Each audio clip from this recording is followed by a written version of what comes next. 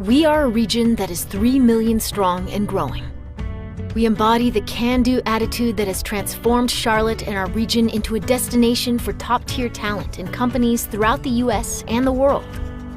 Although 2020 has tested us, we're emerging from it smarter, with resilience, and with an optimism that we will thrive and move forward together. With a focus on business, we will accelerate economic revitalization through business growth by attracting new companies to relocate or expand in the Charlotte region, and ensuring that businesses already here have an environment that enables their success. With an intention toward people, we will drive racial equity in our business community by holding ourselves accountable to diversity and inclusion through measurement of what's working and what's not, and we'll collectively work toward solutions that advance people of color and scale the region's diverse small businesses. And for the place we call home, we'll plan for the future and transform the Charlotte region by advocating for big picture thinking and implementation on infrastructure, innovation, and higher education that not only position us to compete, but to win. We are the Charlotte Regional Business Alliance, and we're moving forward together.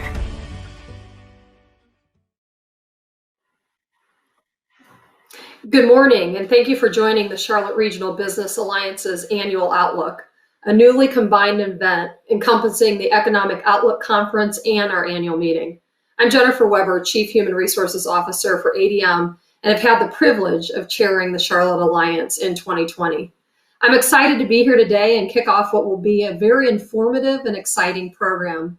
We'll begin by hearing from 4 CEOs leading global and well-known companies headquartered right here in the Charlotte region on their reflections of 2020 and outlook for 2021.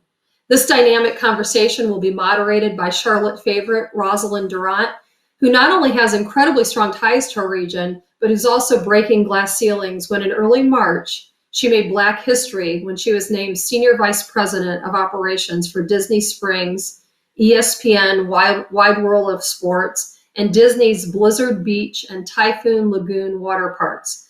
We are so fortunate to have her with us and moderating this conversation.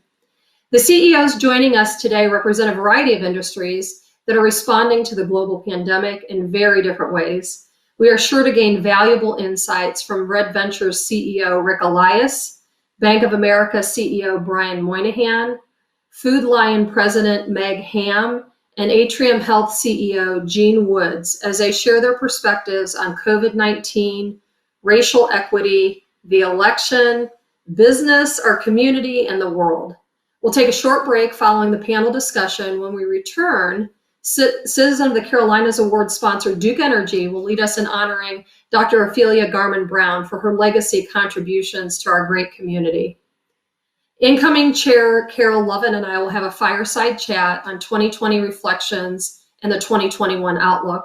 Following this, I'll officially pass the gavel to Carol, who will announce our executive committee and the leaders who will move us forward together in advancing equitable economic growth. Carol will continue our charge in significant economic strides to make the Charlotte region the most vibrant, healthy, and innovative economy for all, and lead the Alliance as the voice for business. And following the formal programming, we invite you to join us for a virtual reception. Before we begin, I'd like to take a moment to thank our sponsors. It just would not be possible without them. And they're all scrolling at the bottom of your screen, but I do want to mention them, so bear with me for a couple of minutes. So our presenting sponsors are Atrium Health and Bank of America. Our platinum sponsors are American Airlines, Electrolux, Grant Thornton, Lowe's Companies, Maurer, Novant Health, Piedmont Natural Gas, Steel Fab Inc., and Wells Fargo. Our 2 gold sponsors are Fifth Third Bank and IBM. Our silver sponsors are Charlotte Regional Visitors Authority, JLL, PricewaterhouseCoopers, Sealed Air Corporation, and our bronze sponsors are Alexa Technologies and Publix. Let's keep the engagement going through social media today. If you're tweeting or posting about this event, please tag your tweets with hashtag CLT 2020. Full bios of our speakers were emailed out in your pre-event email and also can be found on our website at charlotteregion.com /annual outlook. Alliance Federal Credit Union would like you to enjoy lunch on them with a gift from Postmates. Full instructions are located in your pre-event email. We want to encourage you to order from your favorite local restaurant to support small businesses, their workers, and the communities. Alliance, thank you so much for your sponsorship and making this possible. A special thank you to those who purchased a Forward Together ticket. You've enabled the attendance of small business leaders in our community with the knowledge and social capital this program offers. As we head into the holiday season and the new year, we hope today's program will inform and inspire actions that will propel us forward together to advance equitable economic growth within the Charlotte region. Our opening video introduced you to the Alliance strategies beginning in 2021. In this next 3-minute video, we'll hear more about the data that's providing the support and direction for these strategies. That's been a concentration of the Alliance this year and one will continue in 2021, making sure we're tracking economic and industry trends and using data to inform our strategic direction. A special thank you to UNC Charlotte for your leadership, partnership, and sponsorship of the Charlotte Growth and Research Report. UNC Charlotte's a major asset in our community and a great partner for employers. The university is a key contributor to our Alliance Regional Research Collaborative, and we're pleased to highlight their insights and reports in this next segment. Now let's roll the video. What a year it has been, but we're bouncing back. Job by job, brick by brick. Industries like construction and finance are leading our recovery. Although 2020 had its challenges, it has also presented some incredible opportunities for reinvention and growth that we will carry into 2021. Finance is one of those. In this industry, more income is generated than any other sector and shows no signs of slowing. Advanced manufacturing is another. It brings capital investments to the region. Healthcare employs more people than any other industry. It's also directly tied to education. With educational partnerships like Atrium and Wake Forest, Novant and UNC Chapel Hill, and the private sector partners like the newly announced Centene East Coast HQ. Lastly, technology. Tech drives innovation and reaches all industries. To truly recover, we must ensure that our recovery is equitable. COVID-19 impacted people of color disproportionately, both as business owners and employees, likely widening pre-pandemic economic gaps. For instance, according to a UNC Charlotte Urban Institute's recent study of a racial wealth gap in the Charlotte area, white-owned businesses account for more than $37 billion in total sales and receipts, while black-owned businesses account for just over $1 billion. We have to bridge the divide, especially now more than ever. We plan to back policies that promote access to capital for young businesses and support education and workforce development.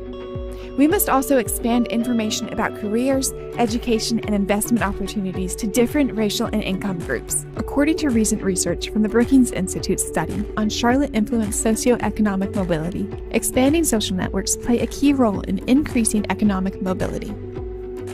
These challenges aren't insurmountable, and we move forward together, stronger and resilient towards the future. We've been growing, and we will continue to grow over the next 30 years.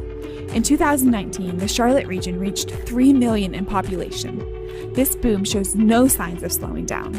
In the next 30 years, we're expecting another 1.6 million. As we continue to grow and become more diverse, we must plan for sustainable growth. Millennials make up a big part of this growth. As they continue to age, demand for suburban housing outside Mecklenburg County will likely increase, increasing a need for housing and infrastructure. According to the UNC Charlotte Childress Klein Center for Real Estate's recent State of Housing in Charlotte report, housing growth can't keep pace with the population growth. This is making housing affordability for middle-income families difficult and is pushing residential development further into the suburban fringe. Connecting this population with ease of access to employment opportunities both through infrastructure investments and cultivating business growth in local communities will be a focus of the Alliance's work in the years to come. The year of COVID-19 shaped 2020. It also made us stronger and laser-focused. We're more determined to make the Charlotte region stronger than ever. Together, we can do it by leveraging our economic strengths, ensuring the equitable recovery, and planning for our future. The Charlotte Regional Business Alliance is poised to lead the region forward together.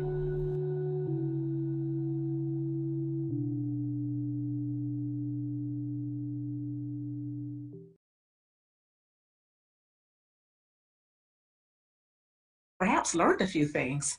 I know I did. I even took a few notes. I particularly appreciated the areas of focus for how we emerge stronger, leveraging economic strength, ensuring equitable recovery, equitable is important, and the third that was mentioned was planning for our future. Those are all themes that we're going to talk about today. I'm Rosalind Durant. I'm Senior Vice President of Operations at Walt Disney World Resorts, and I am absolutely honored to be here today to facilitate this conversation with our business leaders and friends. There's so much going on and so much to talk about. But I want to start by just saying thank you. I want to first thank our panelists. Thanks to all of you for taking the time to be here today, especially with so much that's going on right now. Know how much we all appreciate it. I know that I'm looking forward to hearing from you, and I'm certain our attendees are. And to our attendees, we want to thank you. Thank you for joining us today. We know that this isn't how any of us expected this to look. We were looking forward to being with you in person, but COVID.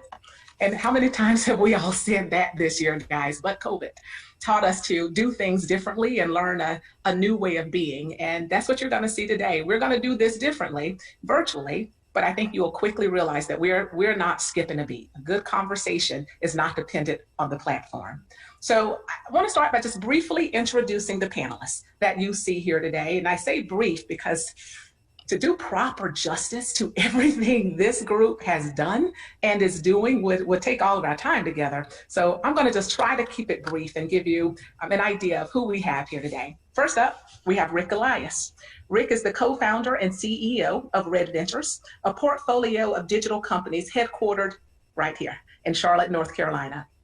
With over 3,500 employees across 5 continents, Red Ventures' digital platform spans across many industries, including home services, financial services, health services, travel, entertainment, and education.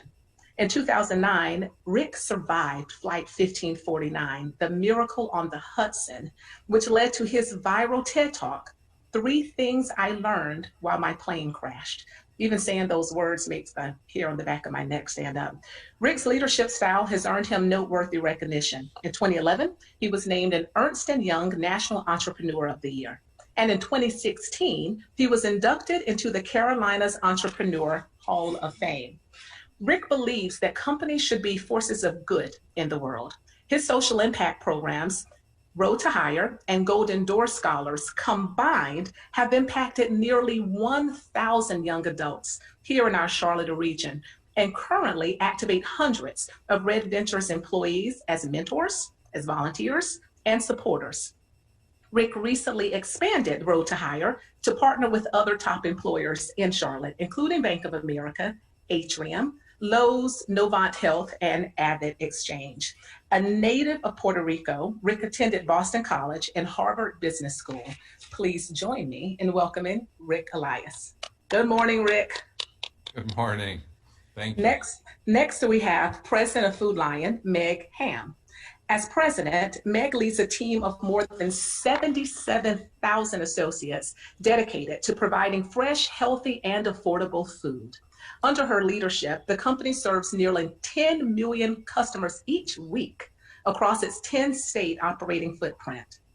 During her 30-year tenure at Ahold Delhaize USA, the parent company for Food Lion, Meg has served at the helm of Bottom Dollar Food, the company's former discount banner, as well as in executive leadership roles in both retail operations and merchandising functions at Food Lion and its sister banner, Hannaford. She has built a distinguished career and strong reputation for her focus on the value of service to customers and ensuring great associate experiences. A native of Central New York, she earned her Bachelor of Science degree in Business Management and Marketing from Cornell University. She currently resides in Concord with her husband and 2 sons. And let me just say, it's just a remarkable spirit. That last part wasn't part of the official bio, but I know it to be true, so we'll throw that in. So glad you're here, Meg. Please join me in welcoming Meg Ham. I can hear all of our attendees clapping. You all just can't hear it. We can't see them, but I know that it's happening. Next, we have Chairman of the Board and CEO of Bank of America, Brian Moynihan. Brian leads a team of more than 200,000 employees dedicated to making financial lives better for people, for companies of every size, and institutional investors across the United States and around the world. As part of his leadership of the International Business Council, Brian, along with Klaus Schwab, WEF founder and executive chairman, and the CEOs of accounting firms Deloitte, Ernst & Young, KPMG, and PricewaterhouseCoopers, introduced the Stakeholder Capitalism Metrics, a series of universal ESG metrics and disclosures which will help companies demonstrate their contributions to a set of specific sustainable development goals. Pretty important, since 2007, Brian has chaired the Global Diversity and Inclusion Council, the chief governing body for Bank of America's diversity and inclusion strategy, which I personally appreciate. So thank you for that, Brian. Please join me in welcoming Brian Moynihan. It's the quiet clap. And our final panelist, last but definitely not least, there is no least amongst this group, is Jean Woods, President and CEO of Atrium Health, a nationally leading nonprofit health system with more than 70,000 teammates serving patients at 42 hospitals and more than 1,500 care locations. It also provides care under the Wake Forest Baptist Health name in the Winston-Salem, North Carolina area, and Atrium Health Navasant in Macon, Georgia. During his nearly 30 years of healthcare leadership experience, Jean has made a considerable impact on both his system and industry, having previously led nonprofit and for-profit hospitals, academic and community-based delivery systems, and rural and urban facilities. Native to the state of Rhode Island, Jean actually spent much of his childhood in Spain, where he and his younger sister grew up bilingual and surrounded by a large extended family. During his college years, Jean helped pay for his own education by playing in bands at the Pennsylvania State University, where he earned his bachelor's degree as well as his master's degrees in both business administration and healthcare administration. I'm very curious about the bands, Jean. Please join me in welcoming Jean Woods. So before we jump in, let me just first acknowledge how beautifully diverse this panel is. I don't know if it was by design, but I tell you, it feels good. And looking at you all reflect the Charlotte that I know. So grateful that you're all here in Charlotte and here with us today on the panel. All right, y'all, we're gonna jump in. So 2020. I don't even know what to say after that. There's so much to say about 2020. Where do you begin? A global pandemic, racial justice, social unrest, what we can call a pretty eventful election season. We all know that you all are incredibly accomplished professionals, but I do want to just pause for a minute and acknowledge that you're human. And I'd like to start there, if you don't mind, to just talk to you human to human and ask, with everything going on in 2020, how are you doing? How are you personally doing? How are you personally coping with all that is 2020? Meg, mind if I start with you? That'll be great. Thanks, Roz.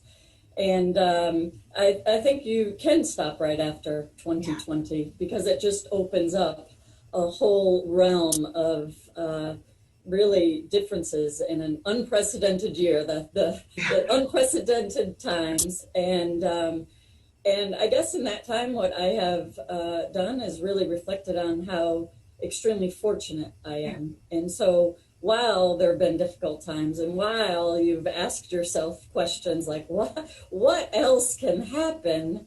It also gave you some time to step back and to recognize how fortunate I am and my family is. And so we're doing just fine. Thank you. Glad to hear. But we have learned a lot, and it has given us some time to really reflect on what's most important to us. when this first started, first of all, you kept thinking it would go away really quickly, and now I no longer think that. We're not going back to normal. We have the next normal that we're creating, and quite frankly, that helped too to just say, okay, we're just going to keep moving forward. But in this time, I was asked really early on in an interview, well, now that it's seen that grocery stores are important, how do you feel about that? And what gave me pause in that moment is I always knew grocery stores were really important and that we were essential. And at Food Lion, our mission is to nourish families and set them up for success in life. And now other people might see us in a light that's a little bit different, but I can guarantee you that we have 77,000 associates who are fiercely passionate about our mission.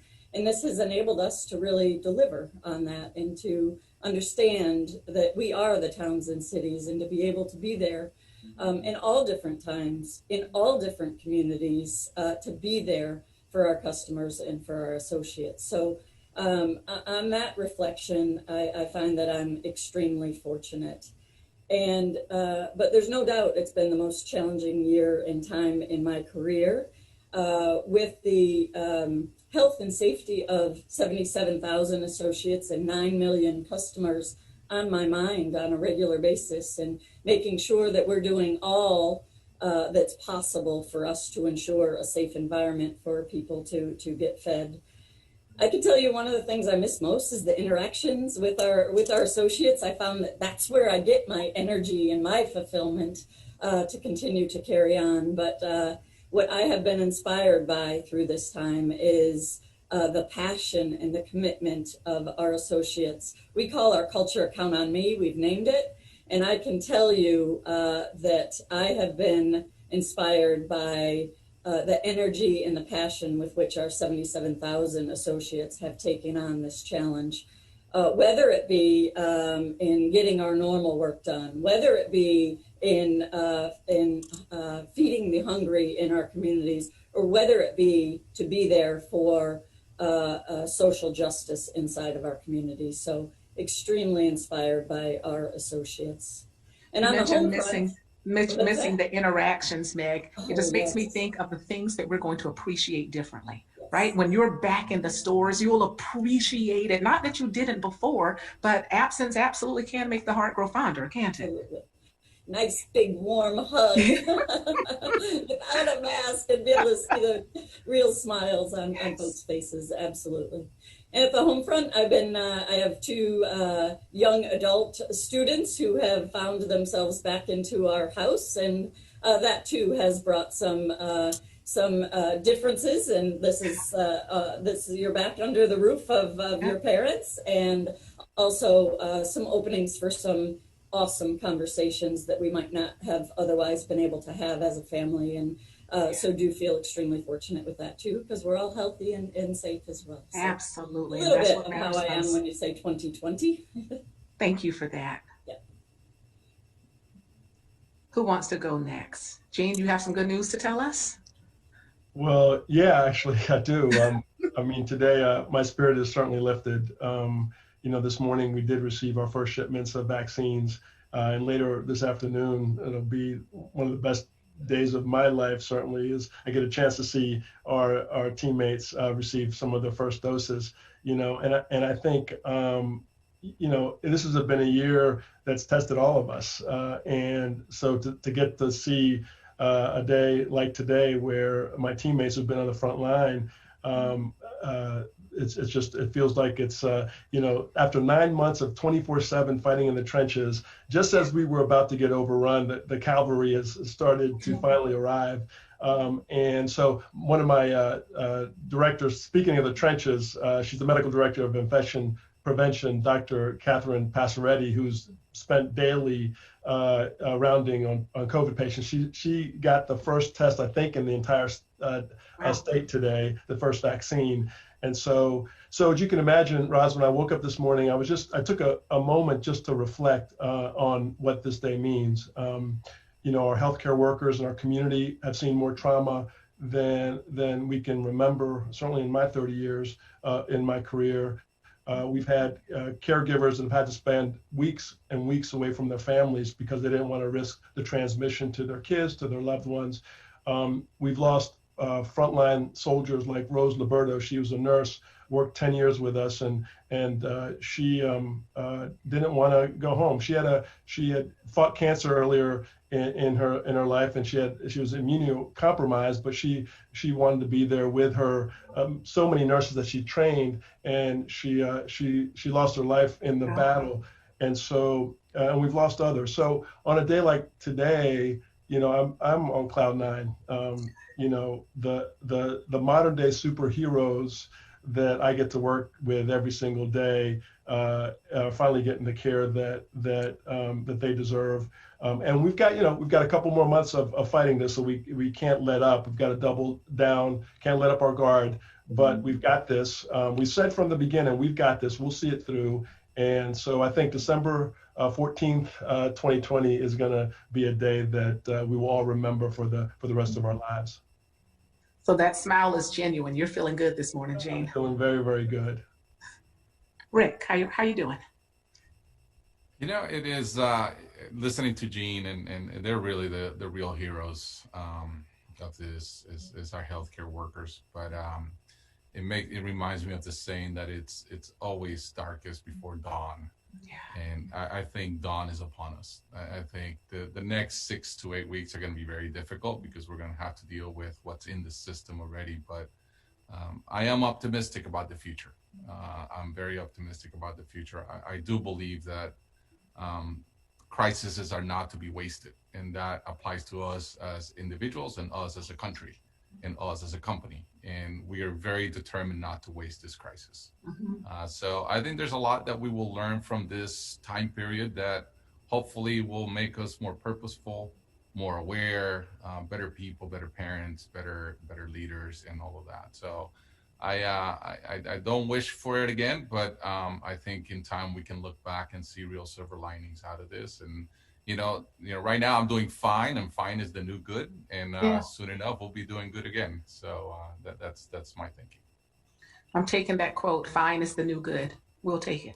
I'm sure I plagiarized it from everywhere. To be clear here, Russ, this is like the Sesame Street song. One of us is not like the others. This is a lot bigger platforms and employees, and but I'm honored to be a part of the group. We're glad you're here. And Brian. Well, I think my colleague said it well. It's been an odd time. You focus with your family because on your personal side, just like all the people who work with us and we have the honor of working with, it changes your family. Kids coming back, as Meg said, but having a strong family and a family that wasn't used to me not traveling. I mean, I was gone 4 or 5 days on a plane a week, moving around, and suddenly you're home. And so it's been fun just to sort of go through all that at the same time, as going to the grocery store is an interesting adventure compared to what it would be before for millions and millions and millions of Americans for a whole host of reasons. So I think one is, everybody focused on family, which is probably a good thing. I think everybody then focused on their communities when the issues around the George Floyd hit, and the conversations that came out of that, and the dialogue and action, which is important. And that's inspirational. And I think the other piece that's been inspirational to me is the 200,000 teammates who go to work every day in very unusual circumstances and do what they need to do for our customers and clients. And the markets are open. 500,000 people come into branches in the next 24 hours. They just are servicing every aspect of it. And then what's also inspirational is, as Gene said, that the colleagues that he serves, that we and a lot of us have tried to help, hospitals around the country with equipment and things we could step in and help on, and then community health centers and things which are important. But we're inspired by the frontline workers that we have, Meg and I have, who are out there feeding people or helping them participate in commerce. But importantly, we're most inspired by the frontline workers out there treating people and trying to get them better through this difficult disease. And we're also inspired by the pure science. This is an amazing thing that you have today, as Gene said. And I think you have to be inspired by your own team, but you have to be inspired by what's going around you. And that just, we got a lot of work to do. There's a lot of serious issues that we've got to deal with, but I think you have to be inspired by what's gone on around us in the last 9 months of human interaction, human spirit, human ability to deal, human ability to adapt, but also human ability to innovate. And that's the amazing thing. Thank you. And thank you all for sharing that. It's amazing just hearing from you and hearing you say the things that so many of us are feeling, right? One is hope, just hope. And I love, Brian, hearing you talk about just being inspired by the human spirit. Others that I pick up on is just this focus on these are different. What it's like being home when you're not used to being home, and having the time with the family and the good and some of the challenges that come with that, and coming to appreciate your employees and associates as extended members of the family. There's so much that we've all learned through this period. We appreciate you sharing some of your learnings and experiences with us. So, Ryan, I want to stick with you as we get started here. You have helped lead the bank through challenging periods before. Can you talk a bit about what's so different about this crisis, and to what extent do those differences require different responses? I think this was a healthcare crisis. In mid-March, I was on Face the Nation and on Sunday morning, and in the waiting room, it was Dr. Fauci, myself, and Dr. Gottlieb, and we were talking about it. And I went on. I said, "This is a healthcare crisis. It's a war against a virus, and it's a world war, and everybody's on the same side." That's what's different about this. This is not, especially as a bank going through the crisis, going through it. This is not a financial crisis that created the human dislocation and the issues. It is a healthcare crisis, and so thinking about that, it requires companies to behave completely different. We all became specialized. I had 600,000 colleagues, 200,000 teammates, but 600,000 family members. So what did we have to do? We had to react completely different. Work from home, 100,000 people, 180,000 people working from home, bought 100,000 computers and deployed them in 3 or 4 weeks. You had just the way they work. Then the benefit structure. We realized that people couldn't work and be an IT specialist, a hall room monitor, a tutor, and everything going on in our house at the same time. And so we basically said, we got to change the whole benefit structure. So we gave our colleagues the right to hire anybody at $100 a day. So we had to approach the benefit structure. That's not the benefit you'd have thought of in a healthcare crisis, but it's the benefit people needed, because that then played into their mental health and made sure our mental health benefits, because it did. And then we had to manage lots of cases. I mean, you remember, you have this many people out there circulating, you take your mathematical percentage, and so we had to, so it was different. So how we worked, how we had to approach it, we had to rely on people like Jeet and others to become healthcare experts, because you were now, in the middle of the crisis with your teammates affected by it, yet you had to run the company every day. And I think that was very different. And the response was wholly different. The banks weren't the cause of the problem. In the 2007, 8, 9, 10, we were at this epicenter. So one day we were getting yelled at for being who we were, and then they were asked to help. This time people are saying, "Hey, you're in great shape. Now you really got to help." And I think the banking system did a fantastic job on the economic side of it to allow things to happen. And so, in some of us, we extended credit to the people who built testing facilities. We did things that above and beyond what we typically do, and probably took more risk to not only help the standard clients, but help a lot of other clients and consumer assistance. So I think that's what was different. It was a healthcare crisis, and yet you still had a financial crisis that we still are dealing with, and we still have to deal with and get it done. But it was just neat, because I've never spent, in the last crisis, it was all about, markets and bad credit and everything and all this. This was all about, wait, how's this virus affect people? What can we do? 25,000 high-risk people it took off the line on the first day you could, and put them, and they couldn't work. We just kept paying them. No layoffs to protect people and stuff that you had to think about completely different, in a way that was all about the healthcare crisis and let the economics fall out of that. And so I think that's why it's different. And figured it out quickly, right? You talk about how quickly you had to roll out these computers. You didn't have the luxury of time. This was happening real time. You adjust real time. You put a lot of pressure on some of the people who supplies things, and they you said, "I need them now," and they're saying, "Wait a second, that's more than you've bought in the last 4 years combined." You said, "That's interesting. We want them in the next week," and here we go. And and then you got to get people up. And so I think all of us went through this experience that, sure, for all of us on the screen, we work from home. It's not the biggest deal. You suddenly take 15,000 call agents and and have them work at home and then think about what they need. It was different. And the team did a fabulous job. Kathy Bassant's leadership, and Andrea Smith and the team, they just did a fantastic job for us. I see a lot of heads nodding. What are you thinking there? Yeah, I would pick up on what Brian said. Clearly, it was a healthcare and is still a healthcare crisis with significant, obviously, economic sequela, if you will, that we're still dealing with. I think the one thing that's not different is that the disproportionate impact on communities of color, right? It's just that it's been out front and center. If you look at all the statistics that we know, people of color have died. The mortality rate has been up to 6 times greater than white America. You have 40 some odd % of Black businesses that are shuttered now. Black workers are the only group that has unemployment rate above 10%. So I think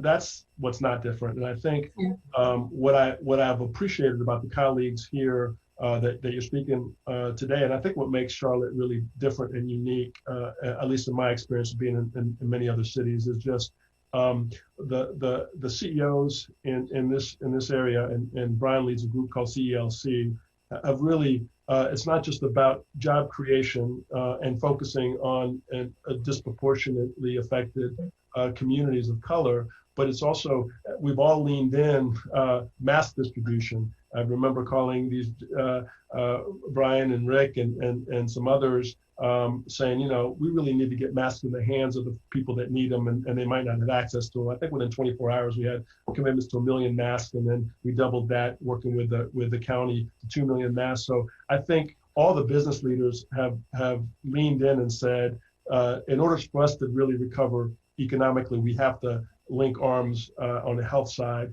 And I think, and specifically looking at those communities, rural communities as well. And that's been, I think, to me, that's what is going to be really sustainable going from here, is those relationships, those partnerships that we've developed. They're not going to go away. We've all known each other now better than we've ever had before. We're spending more time with each other.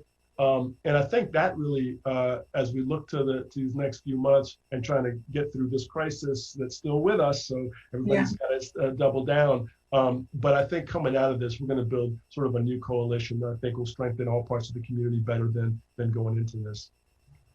And Jean, I have to think that that's one of the, if there's silver lining, right? Like if there's a gift in anything, it is the spotlight that's been shined on just what you were describing, is some of these economic inequities. When you talk about racial, when you talk socioeconomic, and hearing you say that through this crisis, you have these groups that are linking arms to say, how do we come out of this, not just come out of this, but how do we come out of this better and more conscious and more aware than perhaps we were before? Is that fair?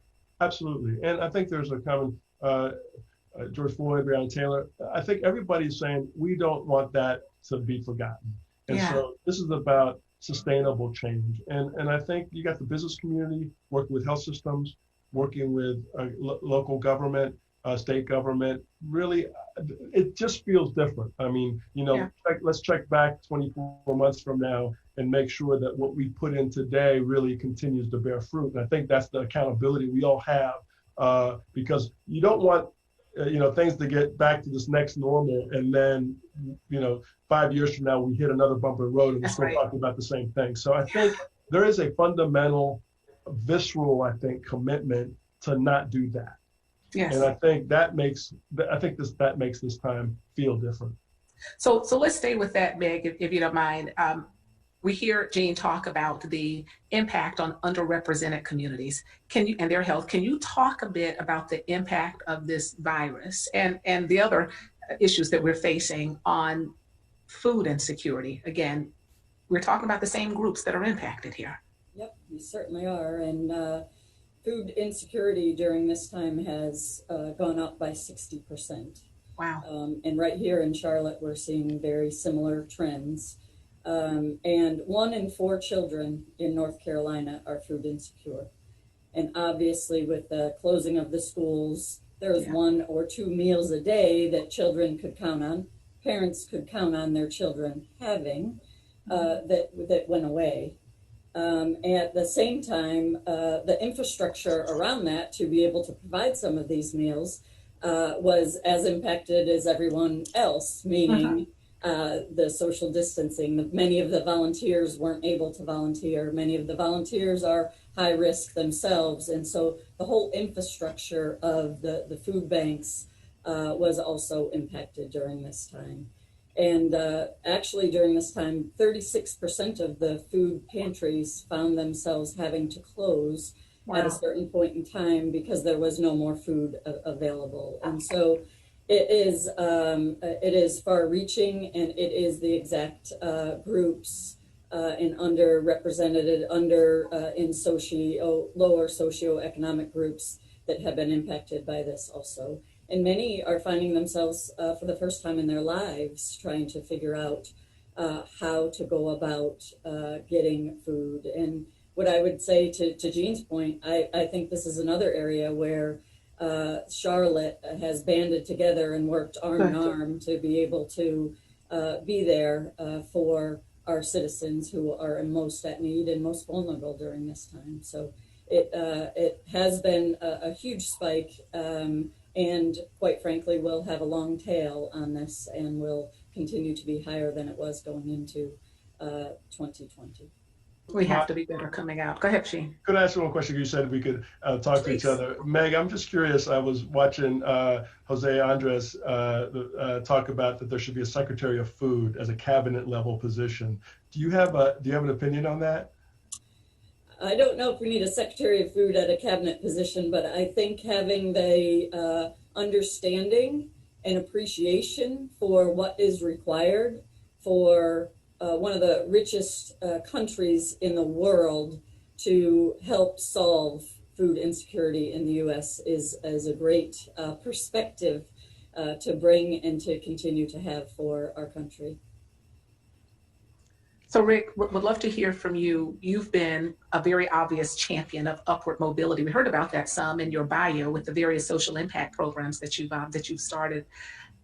COVID has set, we saw numbers in the video, so many people back in terms of job displacement, and we're hearing the impacts. You're hearing food insecurity. What are the more effective actions that the business community must take to help speed up the recovery? You know, Ross, if you look at the impact of COVID across industries, it's all over the place. If you're in hospitality, if you are in travel, it's been devastating. If you're in small business, restaurants, but there's a lot of industries that have actually done much better. A lot of industries around technology. The stock market is at an all-time high. And there's, the NASDAQ, which is the tech companies, are an all-time high. But what is uniform across the board is that, the lower quintile of our society has suffered a lot more than the rest of us. And what was already a massive divide, if anything, it's going to get worse and worse. And the problem with this, especially, impacts kids. One of my biggest worries coming out of this is that the kids in the public school system, especially in Title I schools, and we see it, are not getting, they're going to skip a year. They're going to miss a year. And, if they were already behind in reading and in math, the bulk of them are going to fall further behind. And I think that to me is, one of those long lasting impacts of COVID, because that will impact, not just the family structures, but all these kids for a lifetime. Absolutely. And we need to figure out a way to address that, and we need to figure out a way to address that locally. I think the federal government and the state government have a massive role to play, but I think the business community and the nonprofit community need to play a very, very active role. And I think, the CELC under Brian's leadership, I think, is taking a very active role in, everything from, reading all the way through kind of job preparation. But we probably can't do enough. And we can't turn a blind eye to this, because it's our responsibility to figure out a way to bring these kids back into kind of the flow. So Roz, just what's sort of interesting historically about the issues is going back to the identification and the studies, the mobility studies, the Raj Chetty and John Friedman work, and the response of Charlotte originally, and then Rick and Jean and a group of us sort of taking that and figuring out what we can do about it in the business community was going on. And the cooperation of the Charlotte business community is tremendous in terms of doing this.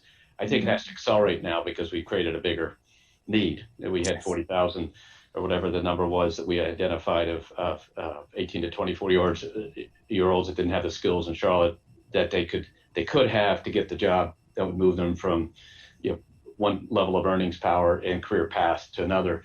And Rick's been a leader doing and dedicating a large part of his life, and we all have programs. But what we tried to do is to consolidate that idea and really get after it in a unified way.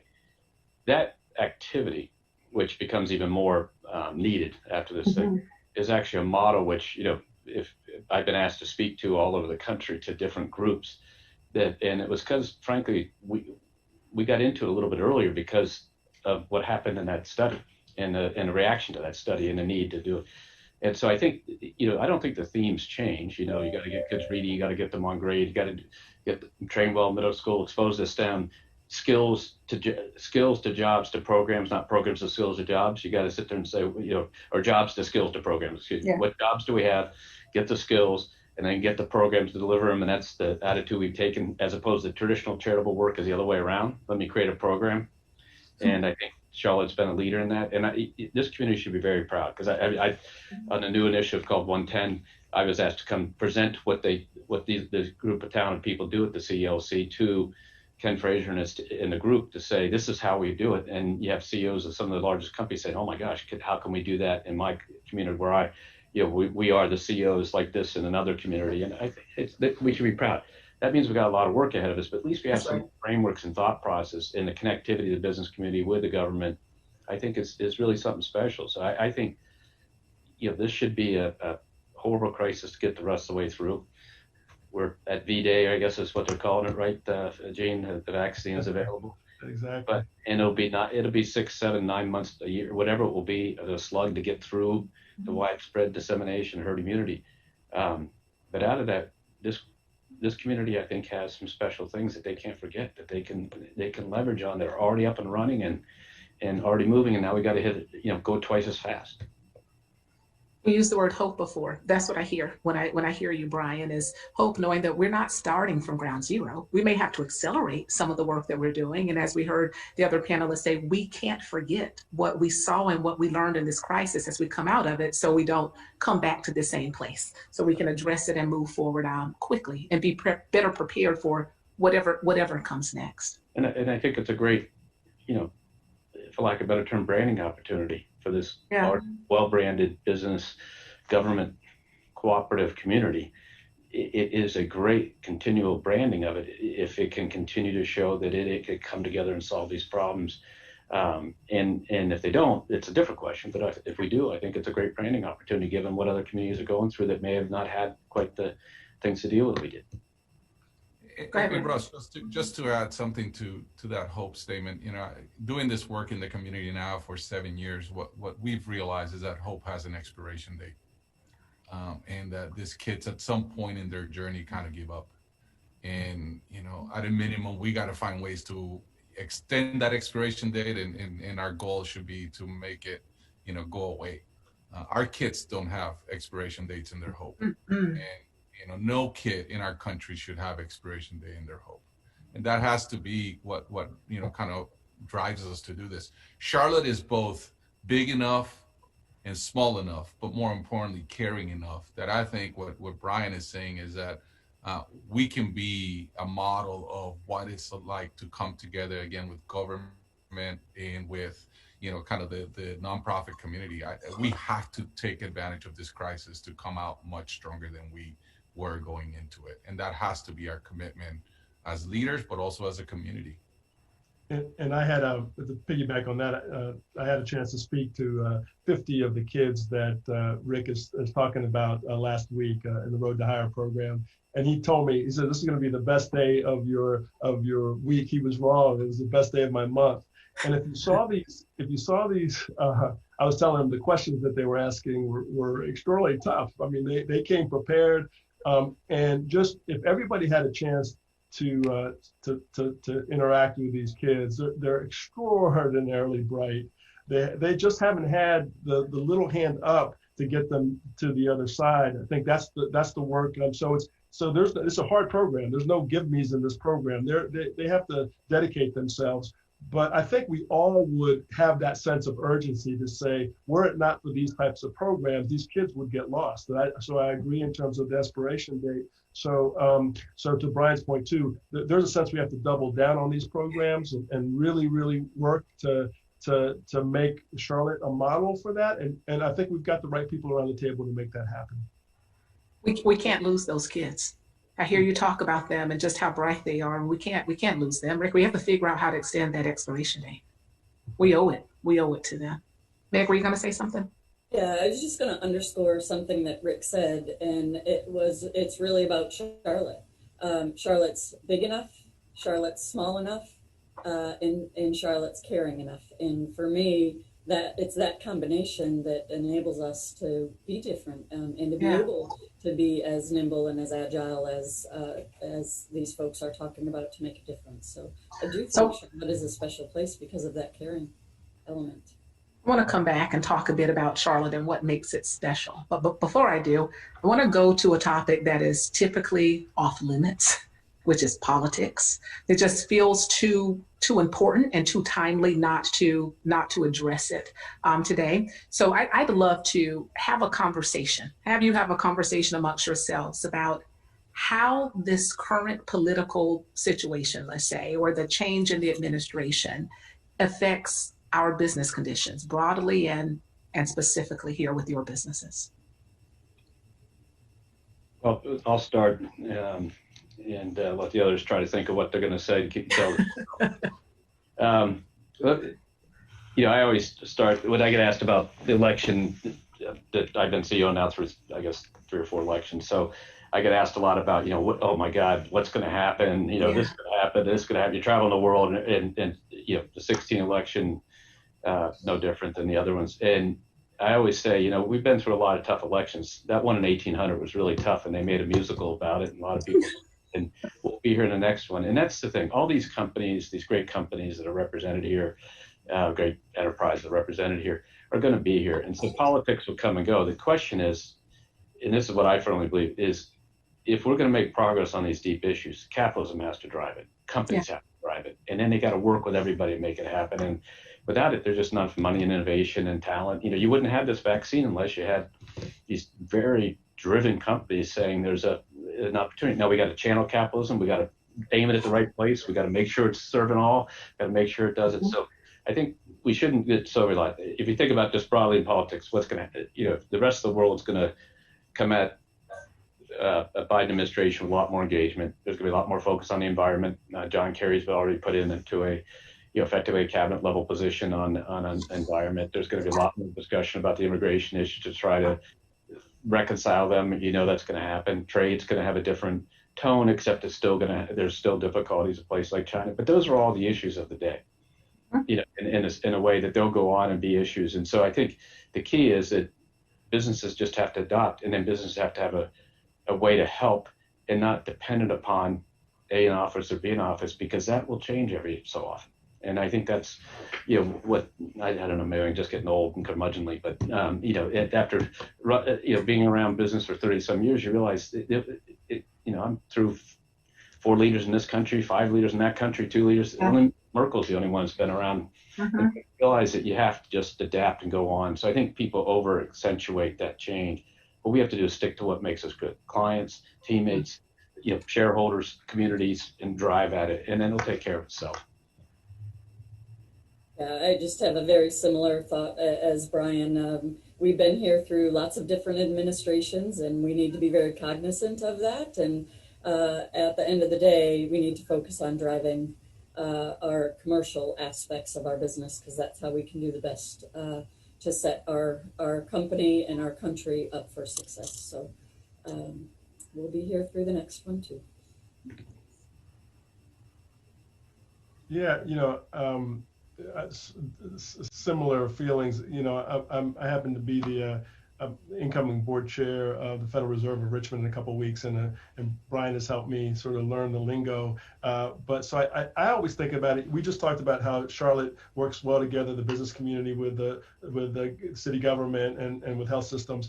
I always look to how that's going to look in the DC level, you know. And if you look at some of the early picks, you know, with Yellen, I think, you know, I like the fact that she's both focused on those who are struggling, you know, and she's been very clear about that. Pay as much attention to unemployment as to inflation when she was chair. But she also, you know, from a Wall Street perspective, you know, she's pro-growth and things of that nature. So she's got a good balance that I think is helpful. And then I look at the Surgeon General, who the nominee, Dr. Vivek Murthy, and he's this is not his first rodeo. And I like the fact that he's saying that, you know, we've got to take we have to have the precision of a scalpel, not of the force of an axe, in terms of how we deal with these next 3 to 6 months to a year. So I like that they're going to be the folks that at least have been named seem like in the areas that would affect sort of our day-to-day, thoughtful individuals that hopefully we can work with. Fantastic. Yeah, no, Russ, just since I'm not a public company CEO, I can probably get closer to the line here.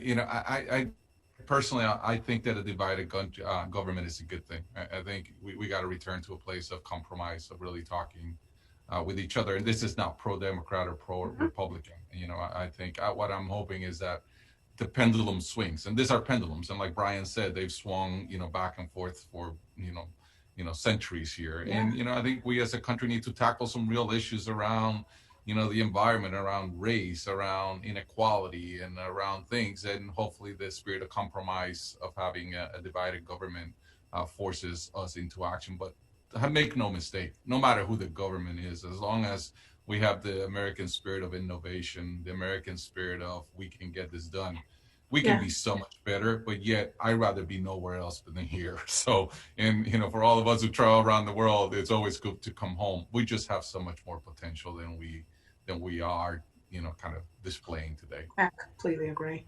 So Rick, you talk, please. All that, you know, you mentioned earlier this work we've done on metrics about capitalism. So those start with the Sustainable Development Goals the UN developed in 2015. So 195 countries said this is what fair, sustainable development is. And so the problem is we had no way to judge whether any of the companies here, and any company, because these don't really mean you have to be a public company, you know, are they running their business consistent with it? So it's not only, you know, it's all constituencies, all stakeholders, you know, customers, customers, teammates, shareholders, and communities. And so what we said is let's develop a set of metrics so you can see companies making progress. And big companies will adopt it, hopefully. And there's a lot of metrics out there. This is a straightforward 21 metrics. You make progress on these, and people can be proud to do business with you, work with you, invest in you, and the community can support this. But that's how you start to align capital, you know, to ensure that capitalism stays aligned, and also, you know, show people that it can, to Rick's point, it can help solve these problems if you aim it in the right place. It doesn't mean you have to change systems, because you can go around the world and observe that isn't going to work very well. So I think that's what you try to get people to do, is we are willing to hold ourselves accountable as industry to help, but we need to, and we're going to take action and drive it, but we need as a supportive society to allow us to keep going. And so, you know, programs Rick's developed that are spectacular, and we're trying to scale and help provide it. You know, we need the society's help to help us push them through, and capacity and some accommodations here to move faster, get the kids so they can do it at school as opposed to having to take transportation somewhere. You know, these are things that society can help, and then hold us accountable to help deliver the goods.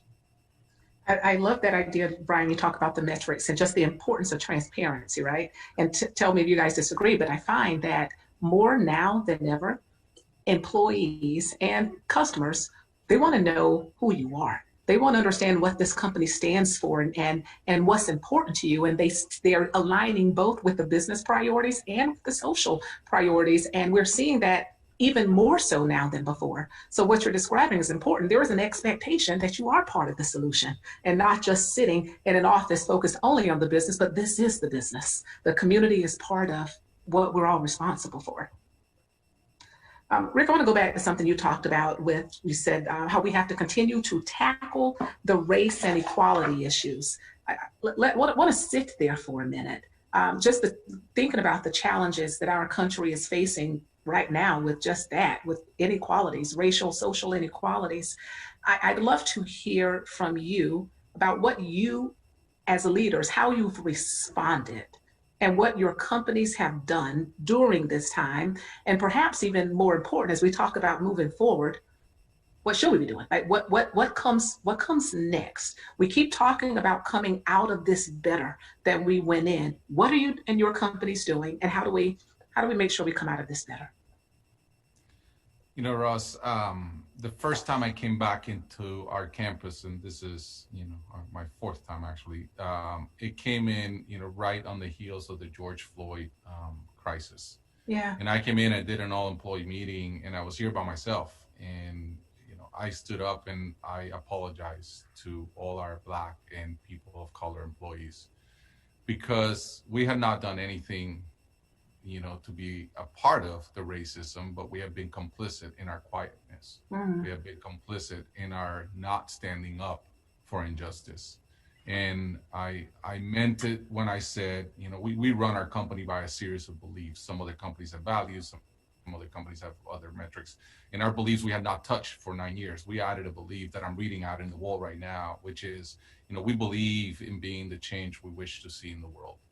And we made a massive commitment, not just to change us, but to stand up for others. And like many other companies that are more mature, in many of them, all the three CEOs here probably are further along, but it was really neat. I just saw some data last year. About 33% of our hires have been people of color. This year, we're at 49% in the last quarter. Our female ratio has gone from low 50s to high 50s. Like we have set up a whole group around D&I. We have made every one of our leaders accountable and responsible for it. But judge us in 5 to 10 years. If I go and really take, bring diversity here by taking it from somebody else, I'm not really helping society. I'm helping us. I may be helping our inclusion. I may be helping people belonging. But if we really want to make a difference, we got to go into the community and get people into the pipeline. So 5, 10, 15 years from now, the talent pool looks very different. And that's really our commitment. And if I want to be judged by something when I someday kind of retire, is did we live up to our word to be that change we want to see? When you and I spoke, you talked about accountability and intentionality. That's what I'm hearing you say. The differences in the percentages that you've mentioned and the growth you've mentioned, that doesn't happen because you wish it. It happens because you're intentional and you act toward it.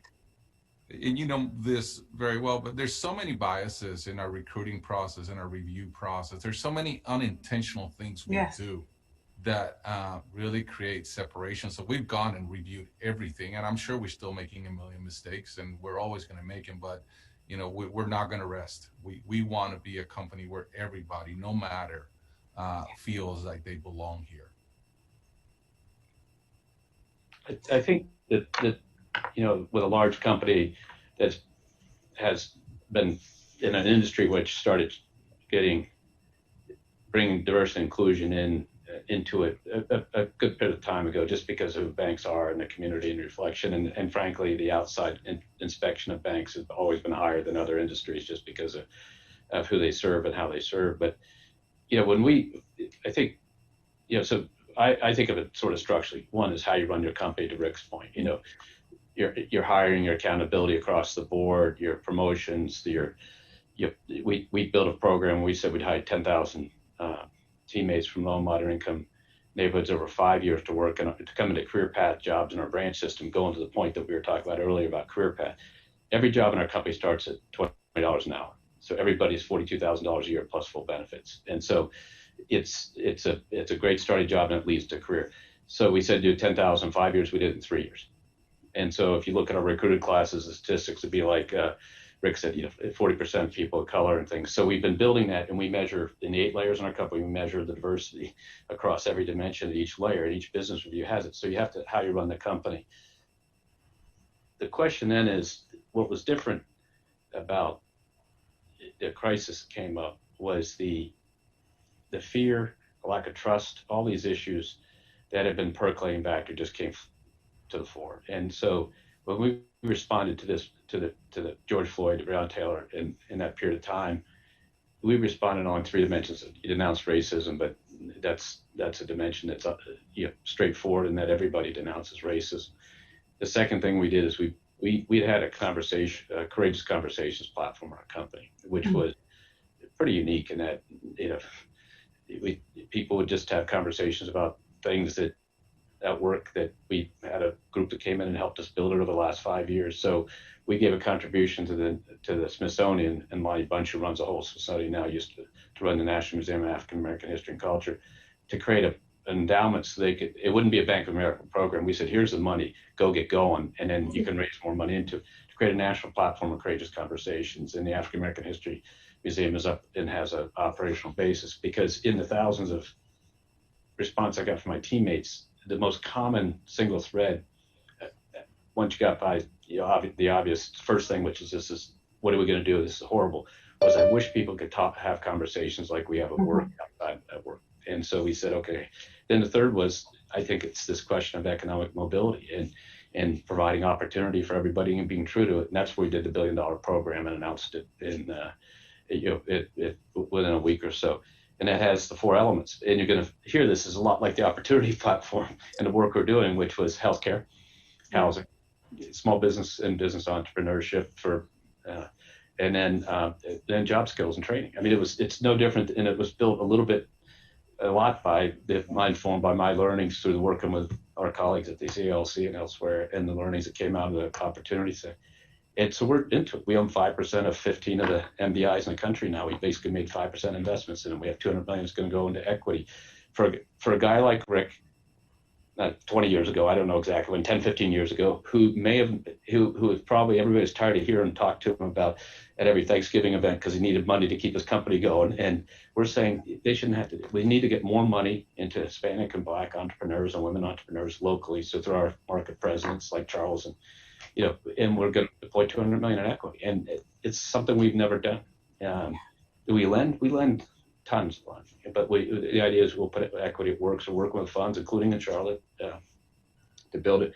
And then healthcare. It's we started into the mass thing, and so what Gene and brought to our attention, Charlotte, we always said this has got to be true everywhere.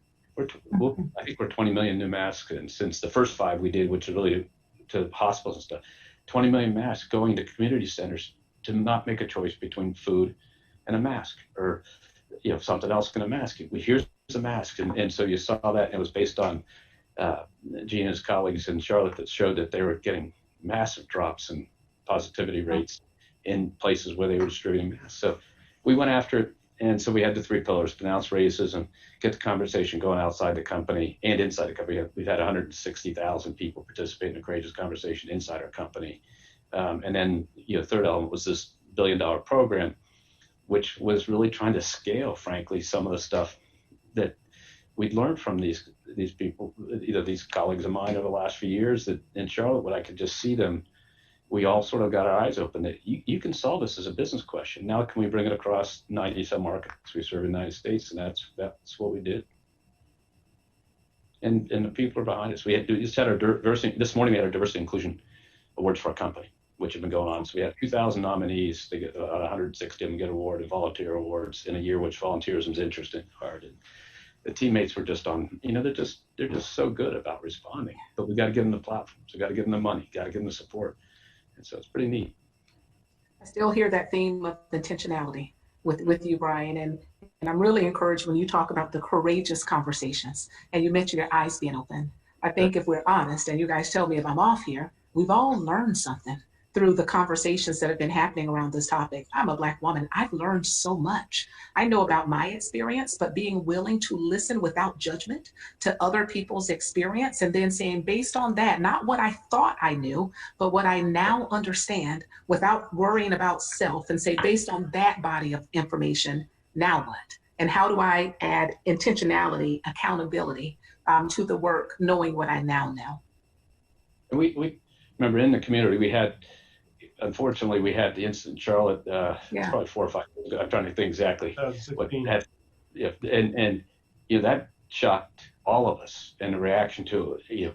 It's so this was not something, unfortunately, something we were familiar with, and the response and the things. So I think in a way, Charlotte, because of that, the opportunity study all sort of hitting at the same time, we had our eyes open to some of the stuff that needed to get going. And then the rest of the world caught up to us in 2020 when you saw other shootings that went on, and also the dislocation around the virus, and then the economic, the K recovery, the other words people use. I think it was Charlotte was in some respects, unfortunately, but I think fortunate because they got into it. These issues were on the table already. And Raj, you said something also to piggyback on what Brian said about listening. We've also had those courageous conversations internally.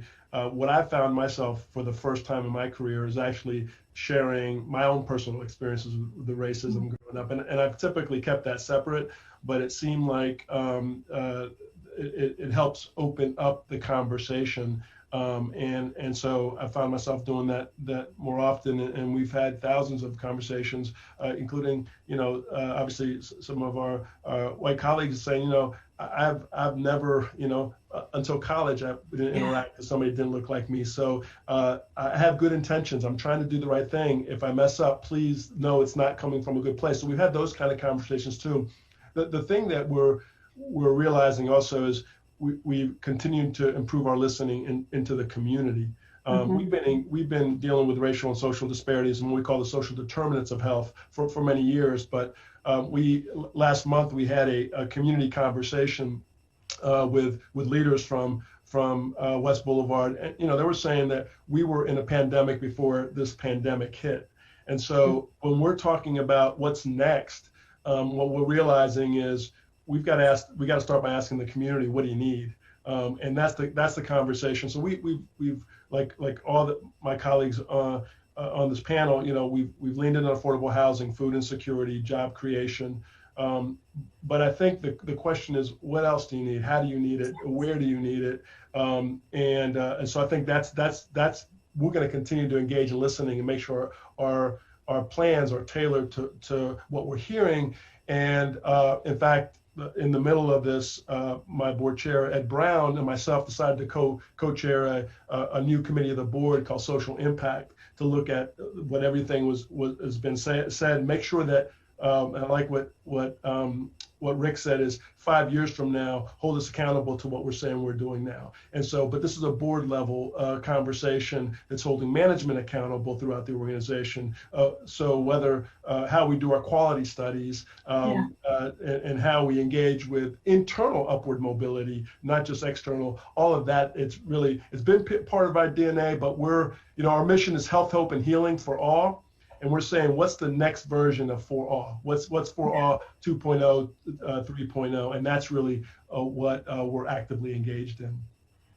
Meg, I know Food Lion, you've been pretty public in your stance here, and you've been recognized with various awards even before 2020 for your work in D&I. I'd love to talk more about that. And you told me a pretty cool story that I'd love for you to share. Yeah, just given who we are and where we are, this has been a long journey for us and really important to our organization, diversity and inclusion. And going back, it was much more around diversity, and then realized diversity without inclusion isn't helping anyone. And so we've been on this journey for quite a while. We've had these courageous conversations before May of this year. But I would say something that was very different in May in June with the conversations we had was the level of emotion that was present, and being able to share that emotion, I think gave some extra accountability to everyone who was in those conversations about making a difference. And appreciate Bank of America for their $1 billion, and we focus more on our towns and cities and really getting close to our communities and really partnering locally with our communities to make a difference inside of those, and have deep and long partnerships across our 10-state footprint to make those differences. So I would say that is the piece, the the emotion. And to Rick's point, 5 years from now, this better be different, because we've been hearing ourselves saying some of these same things. So I think the level of accountability around that is very different. And just, it is and has been a very emotional time. But the story that I told Roz was the Saturday morning after George Floyd's shooting. We had known all across our marketplace areas that were planning protests and having looting and rioting, and we were prepared, and we ensured that we had our associates that had been safe. And because it's a local Charlotte story, I can share it, although there are many across our organization. Our Beatty's Ford Road store was looted, and everyone was safe, and we had a great partnership with the Charlotte Mecklenburg Police Department. And the next morning, just the how we came together as an organization for that store, and hearing the stories and seeing the pictures was pretty incredible, because at 7 o'clock in the morning, we were seeing pictures of our associates in uniform with masks on inside of our store, with sister store help from all over, cleaning up the glass inside of our store, but getting ready to serve the Beatty's Ford community. And we were open by 11:20, I believe it was, that morning.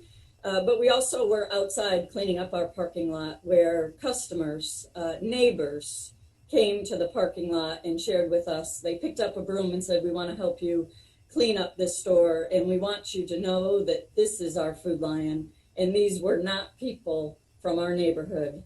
And we appreciate you being here and being open." So for me, that's the key to it. Every single store that we have, and we have 1,030 of them, they serve a community. We serve our neighbors, and our role is to have every single customer who comes in our store feel welcome and feel like they belong inside of our store. And I just think how we came together, how the customers and the neighbors and the store, all one, came together in that moment, was incredibly moving for our organization. And it was shared widely. And I think that it's who we are, and we know we have to do better and do more. So that's my story. That's a great story. Thank you all. I want to thank you just for your honesty and your vulnerability on that topic, and even more importantly, for leaning in and being leaders on this topic at this time. It matters, and know that it's appreciated. Brian, I want to go back to something you talked about earlier on how quickly you've had to adapt, right? Sure, we don't normally ask for this many so quickly, but here's what we need, and we need it by next week. Can you all talk a little about what your company has learned during this time, maybe about how you operate, maybe with the nimbleness with which we move, but what have you learned during this time that you will carry with you and strengthen your company, strengthen this business as we move forward? Well, I think the number one thing we learned is that we have a lot of talented teammates who do a great job, and they were able to do unbelievable things, which just makes you proud. But when you sort of think about, the question of, work from home, work from office, that gets talked about a lot. These are trends that were going on, and that's where I always back up. And if you think about the trends that were going on in a business like ours, it was all about digitization, and whether it's, data, artificial intelligence, the networks to move that data and secure the analytics that sit on top of it, voice recognition like Erica, which has 16, 17 million people you can talk to. There's 100 systems behind that. You had to create a language, because if you asked what's my balance, you could have gotten a yoga class invitation, if you just asked Google. So we had to go out and create a special language for financial services, but all these things were going along. What's happened is you change customer behavior.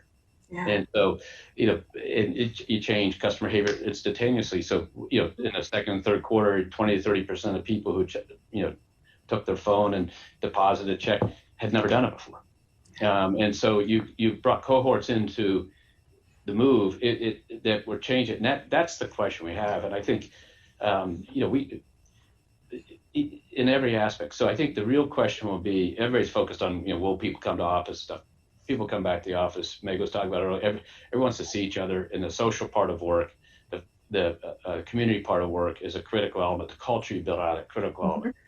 Does that mean people might work differently days and stuff, especially in New York City or something, and with a commute, hour and a half, 2 hours? I think it's opened people's eyes that maybe they could, as I say, they could go to New Jersey, where Jersey City, which is just opposite, one path, train over. That people thought we were sending them to Siberia when we said you can go work there instead of in Midtown.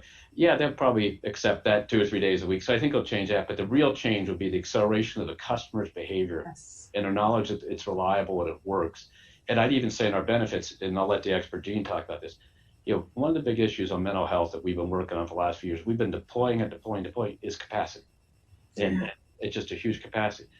We did unlimited, phone visits and stuff. This teledoc capability in an area like that, which is different than a cardiologist, you got to put the EKG straps on the person and do the work. It expands pretty dramatically. It's going to challenge a question of state level regulation of mental health providers, and should you go to national level so that everybody could take advantage of the ability to access all the resources in the country for that very important thing. These are the interesting things coming out as a major, as a person spends $2 billion, our company spends $2 billion a year in healthcare costs.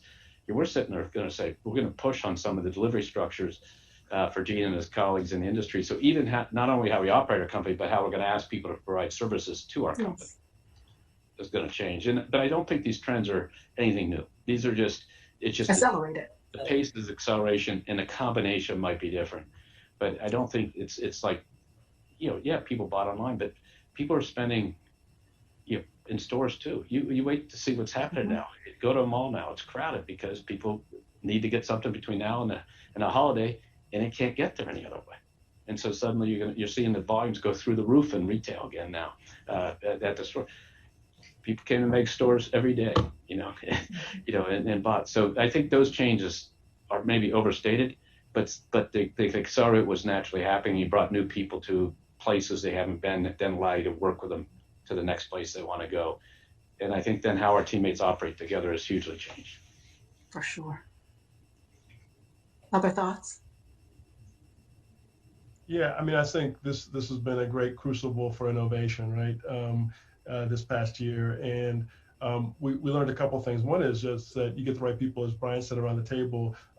Things that you thought would take 9 months to do, you can do in a matter of a week. On the front end of this, part of our challenge was we have these big call centers, and people were calling in, as you can imagine, in March saying, do I have this? And this is what and the CDC was updating its guidance sort of on a moment-to-moment basis. So, working with Microsoft, we had this health bot essentially that really was changing, and we had millions of people that have really accessed that point. And then if there was an issue, we connect them directly with a caregiver. We really didn't have that front end before. Now that will continue going forward. And I think this community will remember in the heat of it, we were wondering whether we needed to build field hospitals and things of that nature. And so we were exploring every single opportunity, but then we realized, well, what if we converted your home to a hospital bed? And so if you would ask me in February whether at this point we've treated 30,000 patients in home that otherwise we would have had in the hospital,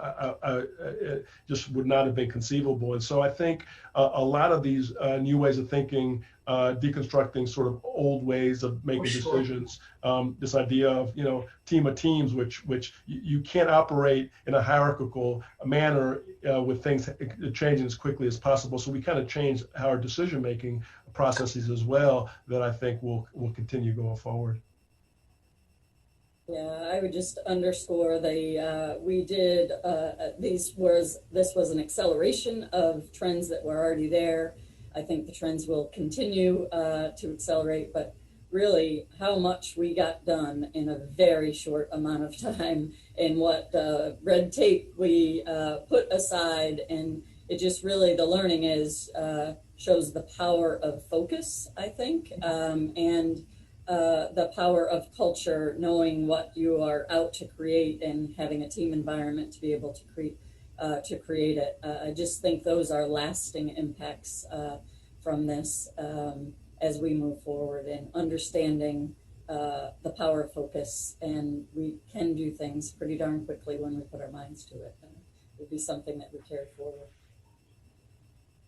The only thing I would add, and I think Brian is right, what happened is with the digitization of everything, we just pull the future forward, 5-10 years in so many industries. And if you think about it, we were lucky in that the infrastructure and broadband, the infrastructure on computational power and a lot of things, logistics, was in place. If this happens 5 years ago, we will be having a very different conversation, because we would have not been able to kind of pivot in so many directions. So it was the human that was slowing down a lot of the evolution, and I think this is a force multiplier on the humans. One element that I think it's worth mentioning, I don't think this world of hybrid and physical, are we going back to a physical world from a virtual world? I think we're going to live in a hybrid world. I think our employees, our consumers, everybody's going to want to live in a hybrid world, and those who I want to hold on to the past, I think are going to kind of be left behind, and those who are going to move too quickly to, assume that the humans don't want interactions are also going to overshoot the runway. So how does that play out in everything we do, especially in how we handle our employees? And I think there's a lot of reimagination of things that we're going to uncover for years to come. But I think just going back to where government has to play a major role, and Rick touched on, is the need to enable the infrastructure to move faster. Everybody talks about 5G deployment or this deployment, and then at the same time, Gene mentioned it in the last phrase, is for all.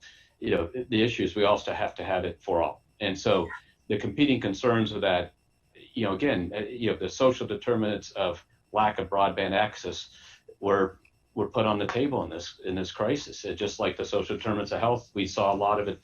These are concepts that were going on, and India saw it hit, which when we were running around saying, how can we get these kids enabled to be able to do the schooling that they could do, and as a group, and where can we help? But government's role to help us really get that infrastructure moving in the places that wealthy can afford it, and then secondly, how do we make sure the places that aren't as wealthy can afford it with it to get it done too, is really critical, because it'll enable people to move faster, and otherwise we'll see this divide really start to take place. It'll get worse, because to Rick's point, 5 years ago the world wasn't ready for it. Now they're ready, and now they can see, and now that's right, the crank turns.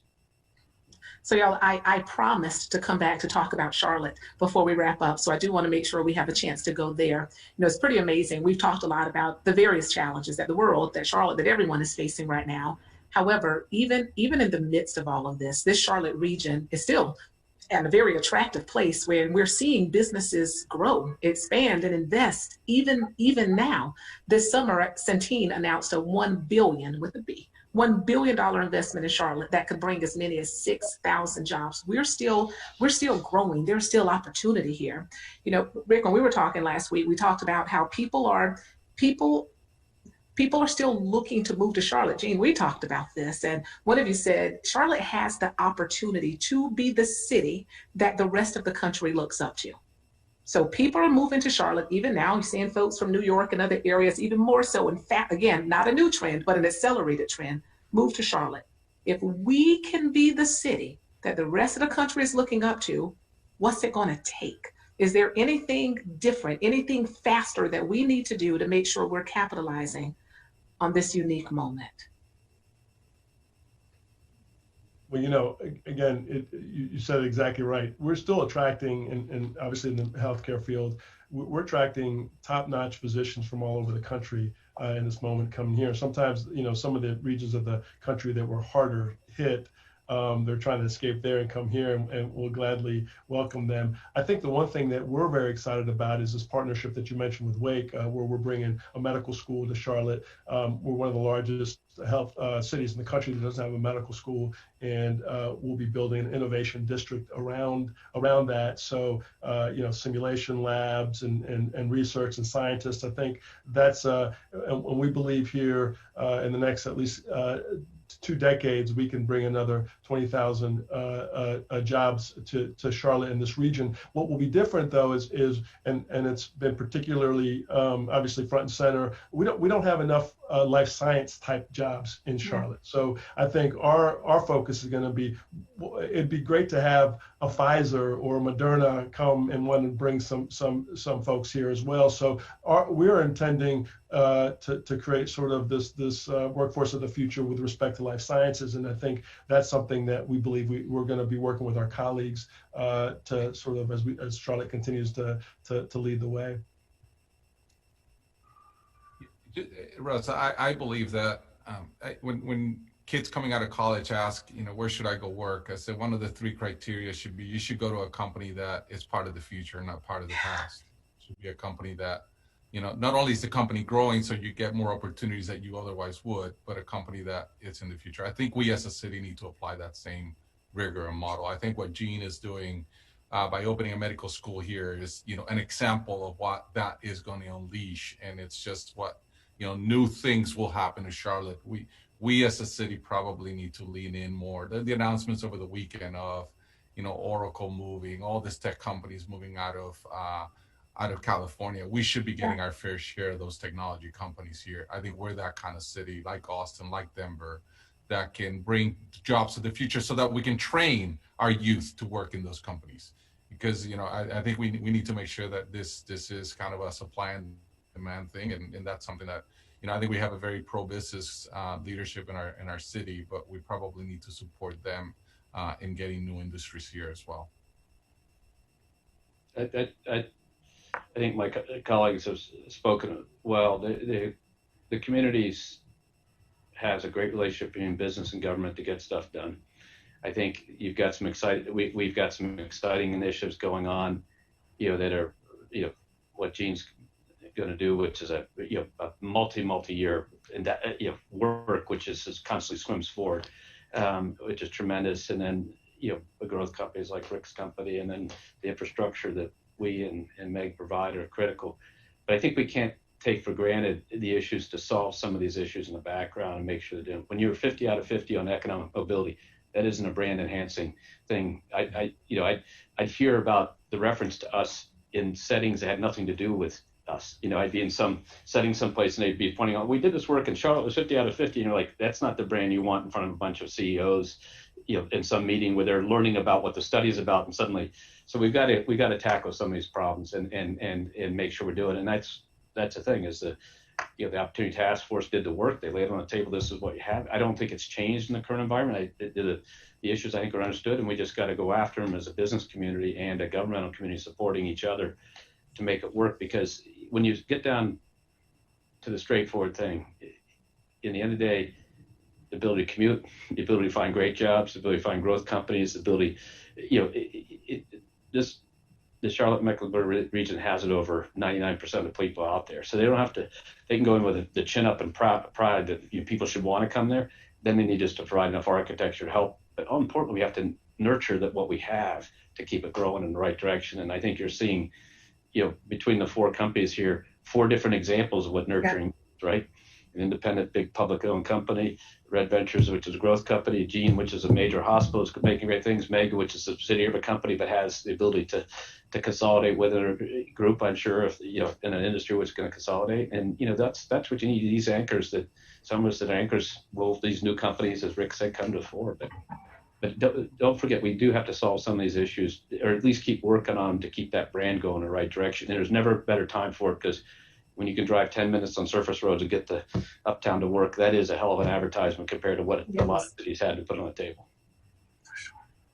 Yeah, for me, what I would say is we have all the ingredients to attract folks, and now we need to have accountability in what we know we need to do, as Brian talked about, to be able to fulfill on all elements of quality of life, because Charlotte does have all of the great high-level features, and we need to work on really diligently on the infrastructure that we know and has been put in front of us. So lots of work to do, but there's lots of upside to have as well. I couldn't agree more. That's Incredible. You all are incredible. Thank you, thank you, thank you, thank you. We are so fortunate here in Charlotte just to have you all here, living here, investing in, believing in our community, helping to grow our community. So thank you.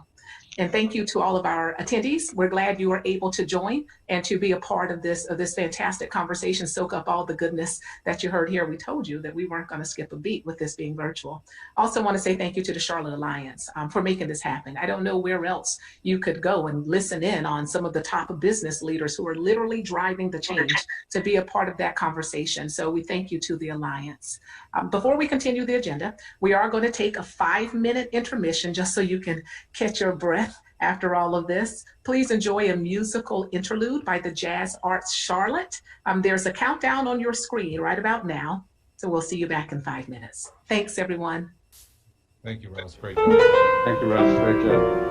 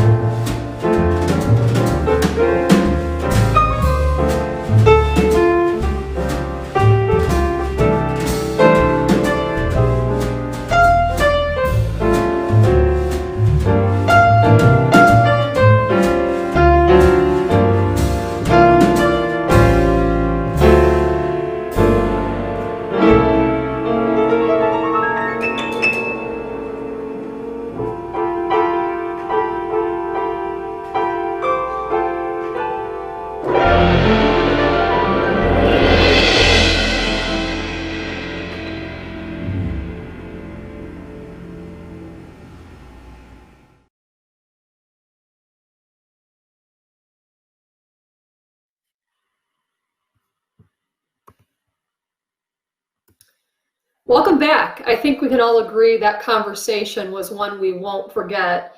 Thank you again to our CEOs for all you're doing in your businesses and for our community. And Rosalind did an outstanding job moderating the conversation. You've heard perspectives on COVID-19, racial equity. Sorry, I'm unmuted. Can you hear me? Okay. You've heard perspectives on COVID-19, racial equity, the election, business, our community, and the world at large from some of our region's top business leaders. Finding ways to adapt, overcome, and move forward have proven necessary in these remarkable times. A humanitarian's goal is to save lives, relieve suffering, and maintain human dignity. They create a vision that strategically involves everyone in making it a reality. In times of crisis, they're easy to spot. They don't panic and they don't shut down. Instead, they turn their into serving others. They open up to people and develop an action plan to move forward together. There aren't many who fit this description, but when you witness these people in action, you know you've met someone extraordinary. Dr. Ophelia Garman-Brown is all of this and more. And it's now my great honor and pleasure to recognize her as our 2020 Citizen of the Carolinas. Please watch now as we learn more about Dr. Garman-Brown and the legacy impact she's made on our region. Wow. My sister, Dr. OGB, as I affectionately call her. She's a beautiful person. A person like Dr. Garman-Brown only comes around, in my view, once in a lifetime, if not, once every generation.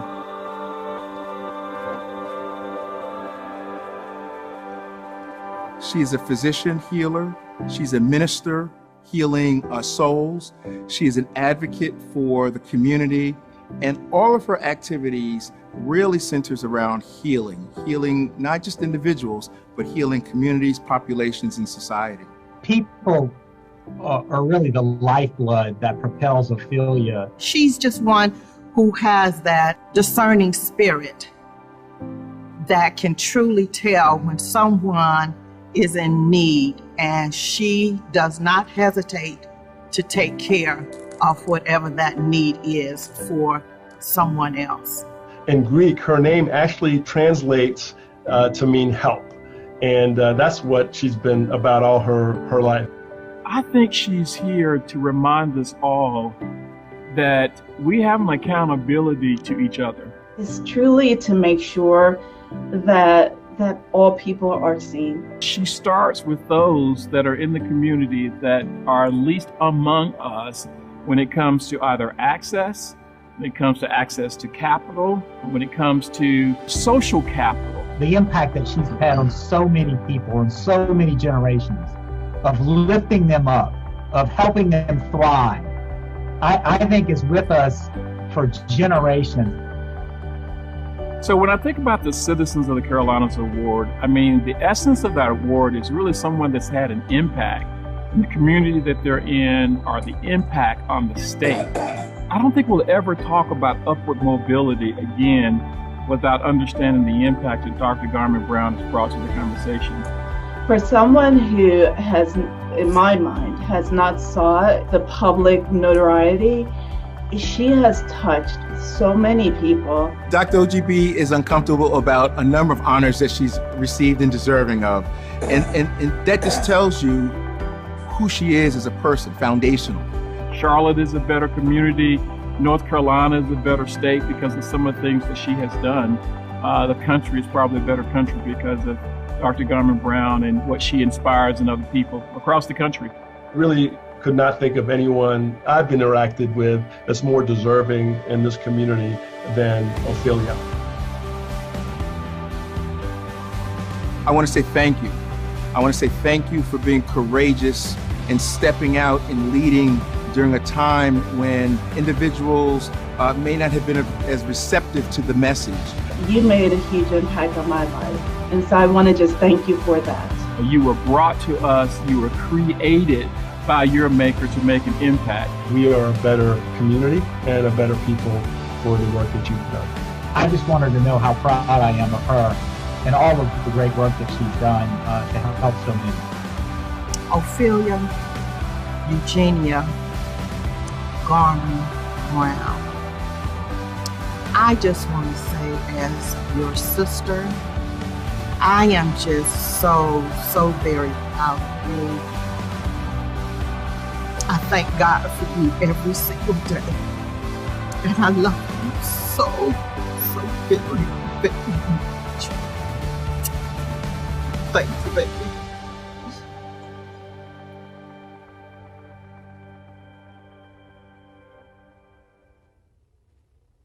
What a great video to introduce today's honoree. Hi everyone, I'm Stephen DeMay, North Carolina President for Duke Energy. As you can see, Dr. Garman Brown is a true hero in our community, and it is my honor to present the 2020 Citizen of the Carolinas Award in recognition of her many contributions. This is CBRA's highest award and is bestowed on leaders for their work and acts of service in making this region a great place to live, work, and raise a family. Dr. Garman Brown has spent her life and her career generously giving of herself to the needs of others. And as a leader in our community, she works tirelessly for the underserved and is a staunch advocate for equal opportunity for everyone. She currently serves as Chief Community Health and Wellness Officer at Novant Health, and as a family physician, she touches the lives of thousands of people. She is co-founder of the Charlotte Community Health Clinic, a free clinic for the poor and uninsured, and co-chairs the Charlotte-Mecklenburg Opportunity Task Force. In addition to service here in our community, Dr. Garman Brown has cared for those in need in places all around the world, from setting up a mini healthcare clinic in Kenya to medical mission work in places like Uganda, South Africa, Guyana, and Jamaica. Not surprisingly, Dr. Garman Brown requested that the money tied to this award be given instead to the community.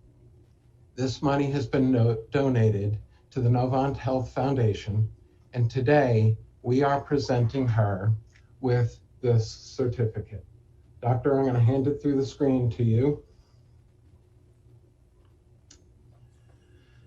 Duke Energy couldn't be more proud to sponsor this afternoon's recognition of Dr. Garman Brown as the 2020 Citizen of the Carolinas. Thank you for your incredible service to the Charlotte region, Dr. OGB. Please join me, everyone, in thanking her as well. Thank you. Thank you so much.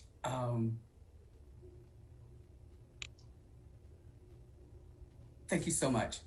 Thank you, Jennifer, for considering me in this huge honor. I am totally and sincerely grateful. Thank you, Stephen, and Duke Energy. You didn't have to do this, and I'm so grateful that you did. I thank as well my friends at Atrium. I started my career at Memorial Hospital a million years ago. So I'm so grateful for them for helping me on this journey.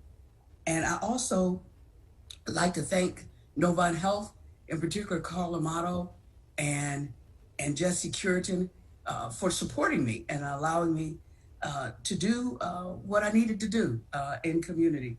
So grateful for that. I'm always grateful for my family and my friends. Really grateful to all of my family who have supported me through my journey, not just my journey with Novant Health, but my journey in other things as well. But I want to really say to you that my great thank you is to God. God has kept me, and I am so grateful for that. And a lot of people talk about favor with God. They found favor, and it seems to be a prosperity type of favor. But I really want to say I'm so grateful to God for God's grace. And you know how God's grace came to me multiple times? Was through social capital. Social capital. One of the two cross-cutting factors that we talked about in the task force was social capital and segregation being something that impacts everyone. And I want you to know, those that are listening to my voice, those that are leaders of companies, those that have influence in this community. Not just the social capital that you have, am I appealing to you for, but I really want you to share your children, your entire families, to share their social capital. As Stephen said, the money that comes with this honor, I'm giving to the foundation so the foundation can work on social determinants of health, housing, education, transportation, living wage. And all of you under the sound of my voice are influencers in those arenas. So it is my prayer that you honor me in this award by using your social capital, to help make a difference in the lives of others. We need you. We thank you. We appreciate you for all that you've done. I appreciate this community for the grace that they've shown me, because you've shown me some amazing grace. And thank you so much for everything. Dr. Garman Brown, we are so thankful to call you ours. We are all so very, very inspired by your passion and your vision. And I know I speak for many, many people when I thank you for serving as a role model for all of us. You are a true, true inspiration. And it was one of the easiest decisions I've ever made to award you the 2020 that is a wrap. Citizens of the Carolina. I think I can talk now. This year has been remarkable. I think it's been said a number of times. We've had many world-changing, paradigm-shifting developments, from the COVID-19 pandemic and loss of lives to the Black Lives Matter movement and marches to wildfires and hurricanes along our coast. It's been a year of unrest, uncertainty, and injustice. This has brought about rapid transformation for our community, our businesses, and our people. It's opened eyes and hearts, and it's forced the right dialogue that we need to keep progressing forward together, and we need to keep having this dialogue. We as leaders need to continue these conversations and use them and continue to use them as a call to action. When I think about where this past year started, where it has led us, and what's in store for the future, I also think about what's grounded me and kept me focused. 2020 was a year of unanticipated challenges. We all had to make so many sacrifices and learn innovative ways to move forward, to work with each other, to drive decision making, and most importantly, to care for those who are struggling. In the process, we've learned and grown and made a difference, as Dr. Ophelia Garman Brown has encouraged us to do in the lives of so many. We should all take pride in the resilience of our region and never lose the perspective this year has brought us. I do believe 2021 will be a year of hope and regrowth. I think it was great to hear from the CEOs on how they're looking forward to 2021. And now with the hope and optimism of a vaccination, I think we all feel like we're going to begin to see the light at the end of the tunnel. So it's been a great, great honor to serve as your chair, and I'm thrilled to officially pass the gavel to Carol Lovin, Executive Vice President, Chief Integration Officer, and System Chief of Staff for Atrium Health. She is so deeply committed to moving the Charlotte forward together. Carol? Thank you, Jennifer. I'm incredibly excited to lead the Charlotte Alliance into 2021. Excuse me. But before we go there, I just wanted to say out loud that it's been such a privilege to work with you, alongside you this past year. It's been an incredible year. And I just want to ask you, when you look back on 2020, what are the standout moments for you? What do you think of that? Oh gosh, there have been so many, Carol. It's been a challenging one, but at the same time, there's a lot to be proud of. There's a lot to celebrate. One thing that I'm particularly proud of is the phenomenal leadership of our executive committee and board of trustees. One thing that stands out is the EC meeting we had in the aftermath of the George Floyd tragedy. We all paused to deeply consider the role the Alliance should be playing in strengthening racial equity in the business community. Carol, perhaps you can cover part of our strategy as we move into 2021, because I just think it's so compelling, and I'm just really proud of the leaders in this community. Well, I'd love to, Jennifer. And your words take me back, though, to the retreat in the fall that we had. And one of the things that Tim Ryan from PwC said, and this kept ringing in my head when you were just mentioning that, was create an environment with no deafening silence. So in other words, we just have to talk. And that's what you did. You created that environment for us to talk, and we went on for a long time. So as we enter 2021, the Alliance is making racial equity within business, because that's our role, one of our top 3 priorities. For one, we'll be continuing our leadership role with Mayor Lyles and her public-private partnership for racial equity. She's got such a bold vision. And we'll also be working on measuring inclusion to know that we're changing the outcomes, because that's one thing we learned at our retreat, is that would be a good role for the Alliance.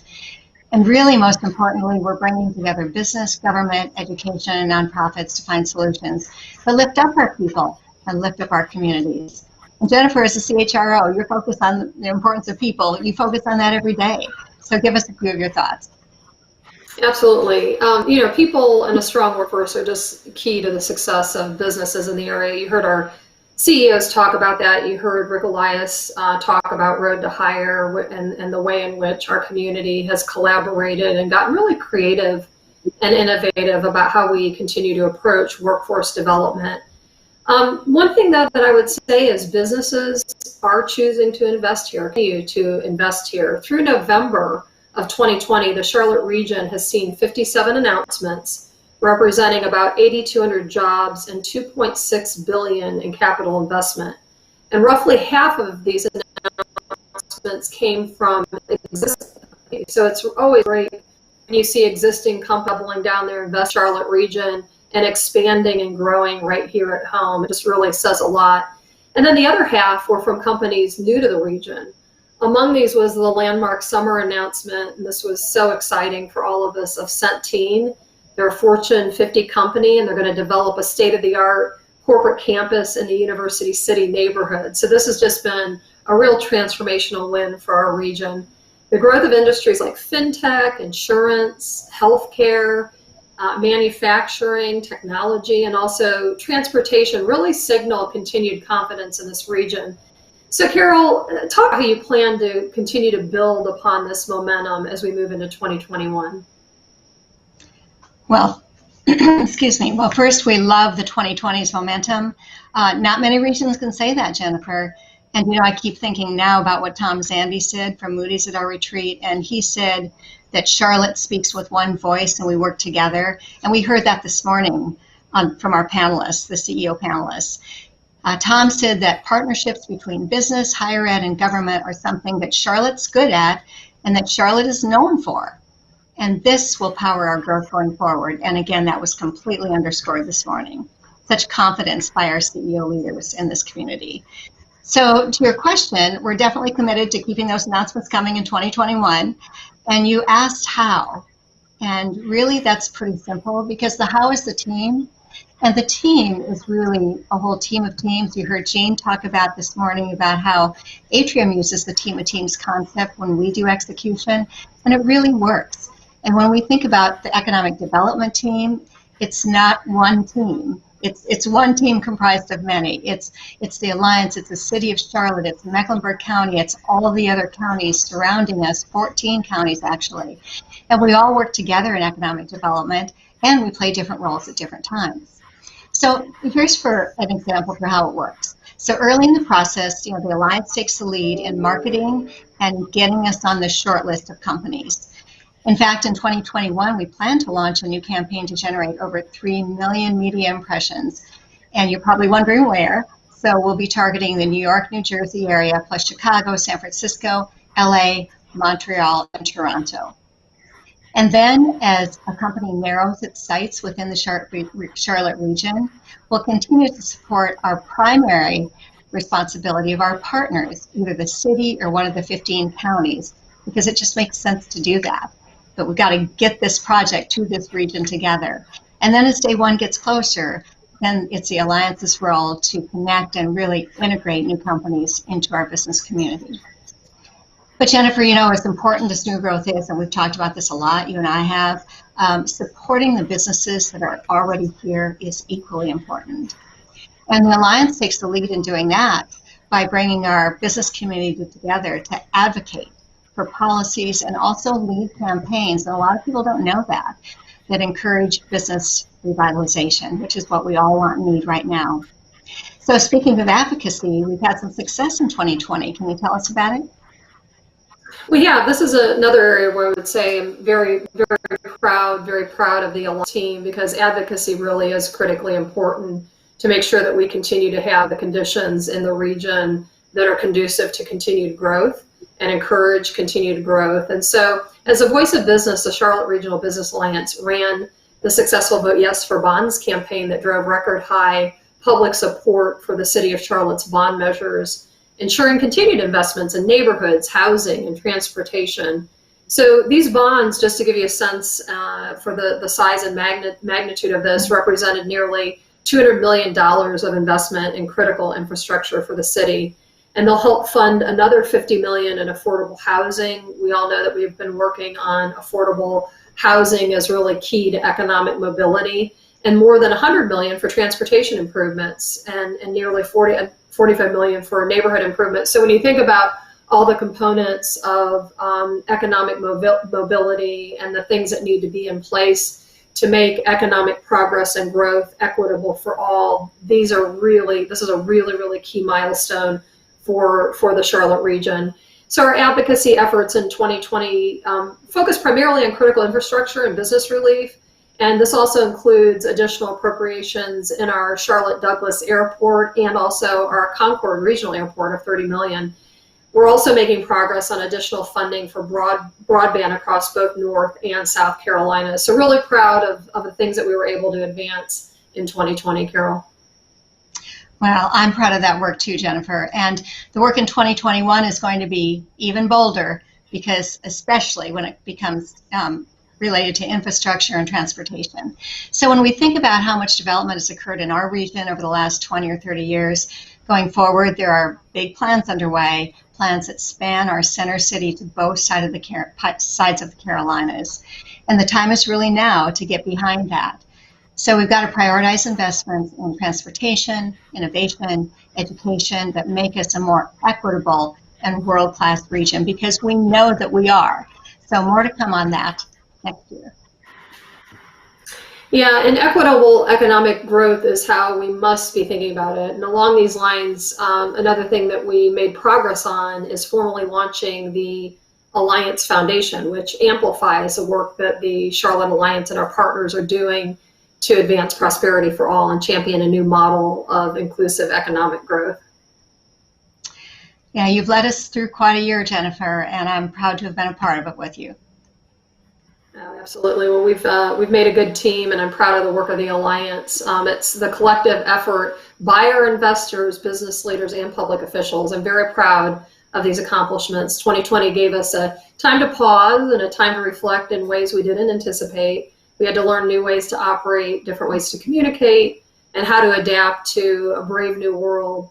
All businesses have had to face challenges, and none of us are alone. And I know that I took great comfort in that throughout the course of the year. As this year comes to a close, I think it's safe to assume everyone's looking forward to a more promising 2021. Carol, is there anything else on your mind as we move into next year? Well, you probably know where I'm going to go. And I just have to mention Forward Together, because it's become our rallying cry. And the words in the logo were developed by Chris Moxley on our own executive team. And those two simple words, they're good ones. But when you put them together, that's when the power really comes. And they resonated instantly with our executive committee. It was a theme for our fall retreat. And it is the theme that we will carry forward for 2021. Because what we intend to do is move the Charlotte region forward together for equitable economic growth. And that's our true north, Jennifer. It's a vibrant, healthy, innovative, and inclusive economy. I've talked about this all year, creating opportunities and prosperity for all. In fact, together, it would be pretty cool if we could become sort of a multiplier of opportunity. And also, I was thinking about the word the Alliance, and it's really no accident that ALL are the first three letters of that word, because it's going to definitely take all of us next year. So we'll hold on to this challenge, and we'll roll up our sleeves, and we're working on strategies to focus on the Charlotte region's most valuable assets, our businesses, our people, and our places.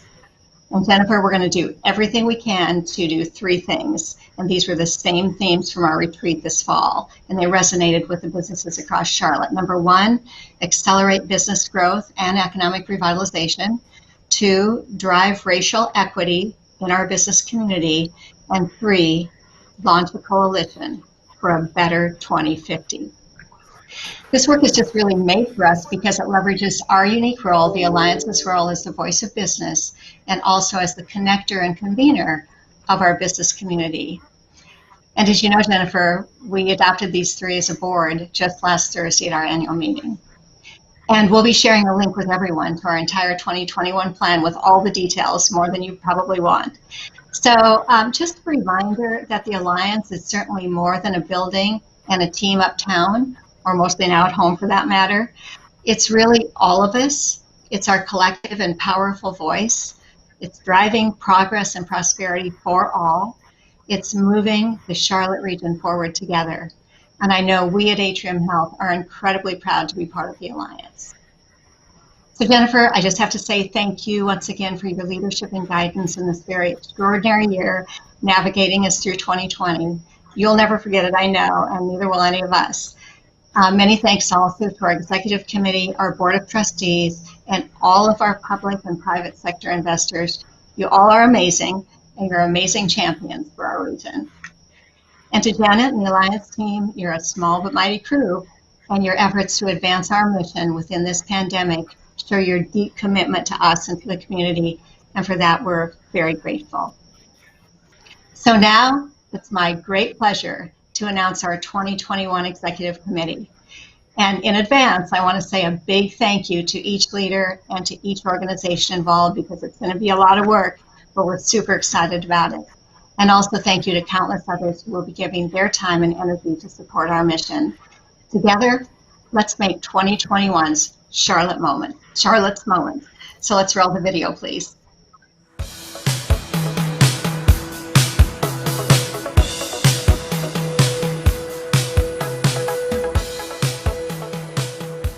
Carol Levin, Chair, EVP, Chief Integration Officer and System Chief of Staff, Atrium Health. Jennifer Weber, Immediate Past Chair, Chief Human Resources Officer, ADM.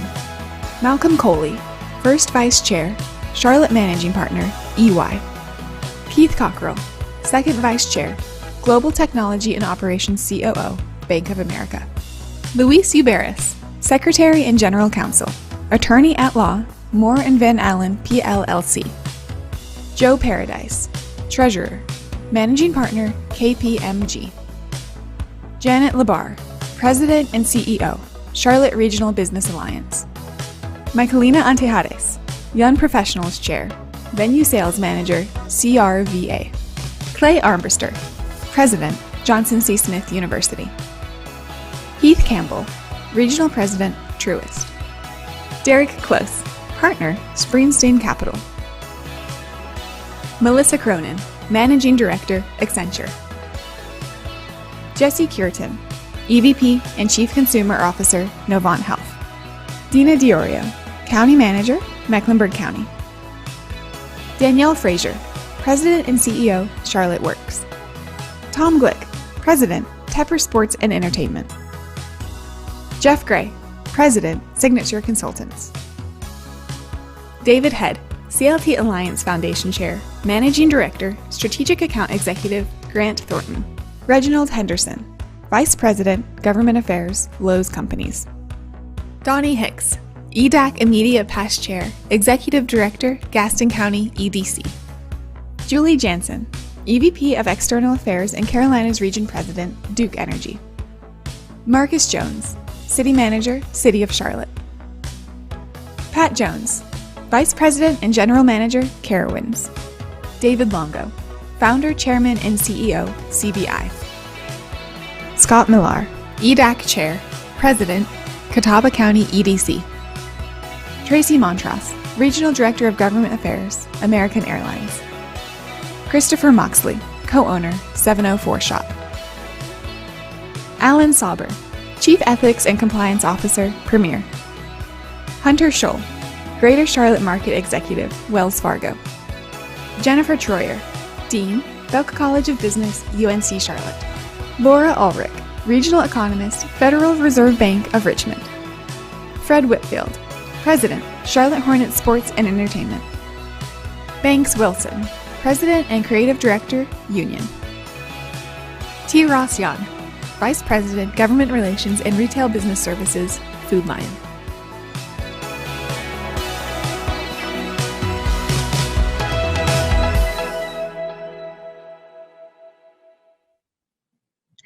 Hey everyone, Janet LaBarre here, President and CEO of the Charlotte Regional Business Alliance. I don't know about you, but I've been on the edge of my seat today soaking up all the insightful content and wisdom of our amazing leaders, and I trust you've had a similar experience from where you're sitting. As I think about this year, the Charlotte region and the Alliance have so much to reflect on. 2020 has in many ways taken a heavy toll on us as a community, as businesses, and as people. But we've met those challenges with resilience, a bias toward action, and a whole lot of heart, all of which serves as momentum for us that will carry with us into 2021. You've seen and heard throughout our program today that the Alliance will focus on 3 bold strategies beginning in 2021, and they bear repeating because it will take all of us to make progress and to see to it that transformation happens. As Carol said, the Alliance is all of us. So, 3 bold strategies. We'll focus on business growth to accelerate our economic recovery. We'll drive racial equity within business, and we'll position the Charlotte region to be the connected, innovative, inclusive, and knowledge-driven place that satisfies our growth needs for the next 30 years.